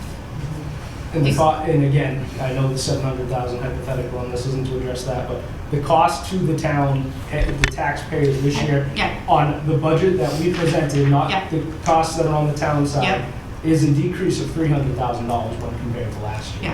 Yeah, but you gotta understand something, Patrick, that my true job is to reduce the millionaire's tax and reduce what goes into chapter 78. So unfortunately, my real life job is gonna No, go I just wanted to be into clear on that. Kevin Again, you know. Gaspar's point, right? Like, is that money really gonna be there? And it wasn't last year, and that's why they asked for, $700,000 more from the town. It wasn't there in chapter 70, the town became liable for $700,000 more dollars last year than we're asking this year. But what I was saying, do you understand? I'm trying to get to an apples to apples comparison, Yeah, that's but all. Because I don't factor in, just like you can't do inflation, but the artificial decrease does not mean that there was a reduction someplace else, the action took place. Especially because of the fact that corresponding flip side is it's just gonna go into Old Colony, right? Like, to me, the true number comparison is the 5%. That's level services means it went up 5%. Patrick? We don't have $1 million to give you. We're not asking We're asking. I know, but he keeps making that comment, that's why it came down and we're only asking for 3 something, and I'm thinking to myself. Again, I have last year's data, and that's last year's data compared to this year's data. So thankful for chapter 7. I have one final budgetary question, and that's it for me. Was there a surplus that was turned back at the end of last fiscal year? I was not here for that, so I don't know the answer to that. I defer to Jamie, I guess. We have to check on that. I don't remember. I think there was a small, it's like 50 grand. It wasn't large if it It was like 50 grand or something like that. It was small. If I remember correctly, but we can get you the exact number. Okay, I'm just curious. Yeah. Eric, you got a question? This is a really quick one. I was watching your last meeting and you were talking about the phone system. I understand you're trying to get a grant to pay for that, and then whatever the grant is to cover that. Would the ESSER funds be eligible to take care of that? And also, $80,000 for a phone system, in my experience, is outrageous. So the town just spent, call it $10,000 to connect all the different departments. So we've gone through every option that we can. Vertical, who we currently contract, that they've spent hundreds of thousands of dollars towards, different projects for in the past, just to fix our current phone system to become compliant with what was discussed. $60,000 estimate. The Ray Bonds Act, right? Okay. Your existing $60,000 system. just to fix the existing system. We've evaluated at this point that a replacement system in the ballpark of 60 to 80 is going to fix it for 20 years, and we're going to have no questions asked after that. And again, we cut it because we're not going to, right now, we aren't asking local for it. We're going to get creative with grants. We can, potentially adjust budgets in our grants to cut something else to fund this. We have use of facilities money that we're exploring, to utilize. So It needs to be addressed, but it's at this I would point, like it's to 60 add that there's cheaper alternatives out there that you should really consider. Also, if the phone system that you're getting, how much is that going to impact the budget going forward in contractual services? Savings. Savings? Consolidating phone lines, consolidating contracted services. So how much is this vertical system going to cost? It's all a part of the 10-year plan that our Director of Technology is putting together. And everything is looking towards future cost savings, reliability, flexibility. If we had a phone system that was flexible to adhere to these new acts, we wouldn't be talking about And this there's right definitely cheaper systems out there that can accomplish just that. I think you guys should really pursue that before going out and spending a boatload of money if you can. I think the IT director needs to look at all avenues. I think, $80,000. We entrust that he is. So. And he's saving us moving forward a lot of money with his expertise. Oh, I've heard and seen what he's done. I mean, Even million rate discounts that weren't being utilized. in the thousands of past. dollars. Millions of dollars that we missed out on. Yes. I think, Mr. Kelly, is it fair to say we still don't have health insurance, so we don't know if we can even, at this point with all the budgets that they've been presented, if we can get to a. Right now, the lowest bidder is a 31% increase. That's like 495 to 500,000 increase. All right. If there are no other questions for the school committee and the school department, thank you. I mean, look, this is, like I said, you've put time into this, we put time into this, and these folks have put time into this times, right? And, you know, if we all had a $35 million portfolio, we'd be doing this due diligence with our financial advisors and asking questions and going through it. So we're going to take the same level of detail. And to be honest with you, better to have these conversations now than on town meeting floor when things go just spin out of control. So thank you for doing that. We've got some other things on the agenda from a finance standpoint. I just wanted to thank the committee and the school department for making the cuts that you did. It's definitely helpful. We appreciate it. And I just want to add too, I know that Patrick McIntyre and our team were looking at grants that not only impact the school department, but the towns. So for example, the sidewalks, the safety, you know, everything that we do with a lens of doing what's best for the town as well. And I want to say, I know that Jamie Kelly's noticed this, but the amount of collaboration that our team is doing with the people at the town, with Todd, with Nick, with Jamie, Patrick, I haven't seen that before, and I think it's going to only benefit the town as we move forward. Thank you. All right. So we still got, what, you know, when will we have, when do you think we'll have a final product, final? We're gonna, Until you get the health insurance figures. we're gonna start our deliberations next week. Okay. All right, thank you. All right. Good night. Thank you for your time. I guess we got a few other things on the agenda, right?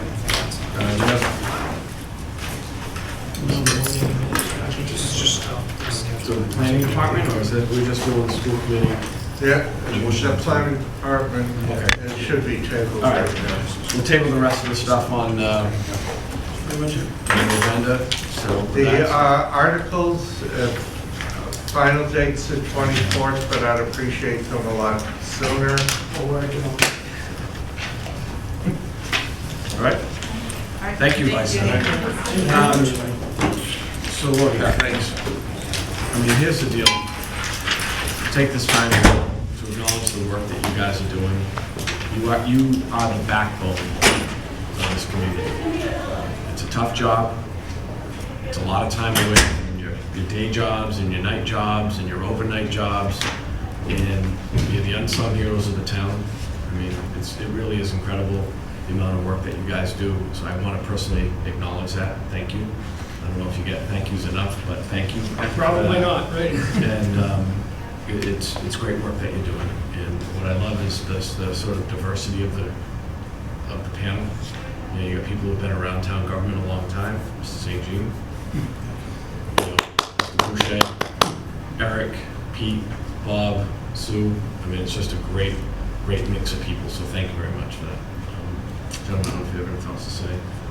I echo that, and I think I said it in my discussion with the school committee, right? I certainly appreciate all the hard work that you folks do for this town. I don't think anybody out there in TV land understands the amount of hard work and dedication you folks put forward to this budget process. You know, you come in January and you go like cats and dogs pretty much all the way to May's town meeting, and you know, I don't think anybody really recognizes that work.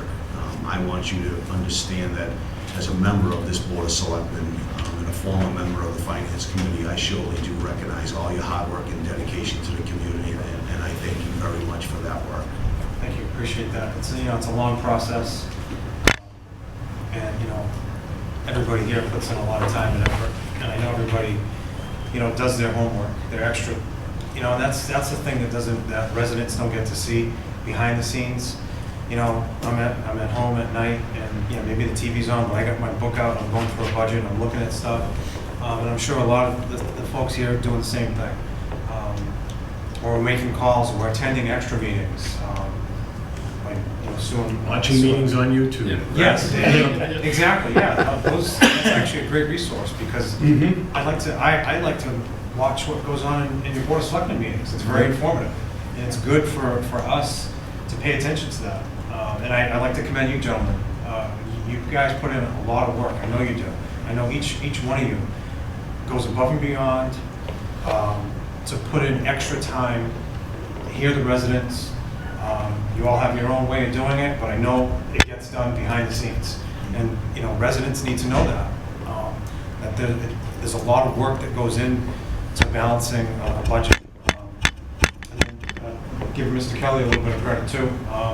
Just a He's- little, just. His experience, Just don't spoil it. his level of experience, you know, he's a seasoned veteran, we'll put it at that, right? And you've found a way to kind old. of, you know, tie things together pretty good. And we're getting there. It's still, we're not there yet, but things are getting better. You know, but it's gonna be an ongoing challenge every year because, you know, the system that is set up is really not sustainable for a long haul. You know, and there's other things, and some of it's out of our control, right? I mean, in this state, how many years have we heard people talk about pension reform? That's the big elephant in the room. That when is it ever going to get addressed? I mean, that really can cripple a municipality over time. And I think you know, these actuaries that put all this together years ago, they didn't factor in people's longevity now. I mean, you got so many people living well into their 90s now, and they're still collecting benefits. But there's a cost to that, right? I mean, so it's all stuff we need to look at. You know, I think at some point we're gonna have to try and find other ways to generate revenue other than solely depending on residential property tax. Because, you know, is the day gonna come that we're gonna have to ask for overrides? If this system keeps going the way it is, I mean, who knows, right? I mean, I hope we never get to that point. But we have to, you know, use our stabilization fund. We never want to use that to fund the operational budget, so. Well, we got you. Is there anything that you need from us, Mr. Kelly, moving forward, to get you through the tape and to the finish line? $1 million. I was going to say 200,000. A good health insurance quote from Mr. Kelly. Yeah. Yeah, that's all we need. It's gonna go a long way. I know Kevin's worried about the millionaire's tax because, you know, he'd like to see his tax go down. Yes, So, right. Yeah, well, you know. So we've got another person, Mr. Dakin, thank you for spending time listening to all this stuff. This is the person who's going to be overseeing town meeting. For you to do your due diligence and listening to the discussion back and forth, I think is helpful to us. Anything that you want to see that you need from us as you're getting ready for town meeting? No, I'd just like to leg on to the job that the finance committee does. It's just incredible, incredible. And I've been thinking about asking the chairman, Mr. Boucher, before our next town meeting, to get up, and I'd like to give a bio of each member and give the finance committee a few minutes to share with the people at town meeting, not to belabor the meeting, just what they do. Every night when we're home, sitting next to the wood stove and eating dinner, they're out doing all this tough work. Well, Asking the tough questions. That's a great idea. That's why tonight we opened it up, wanted people to introduce themselves. So I think that's a great idea. Appreciate that. And I would even, you know, if you guys can write that up and we'll put it in there. I'll incorporate in the that book. into the letter I draft anyway. That'll go for annual town Right. meeting.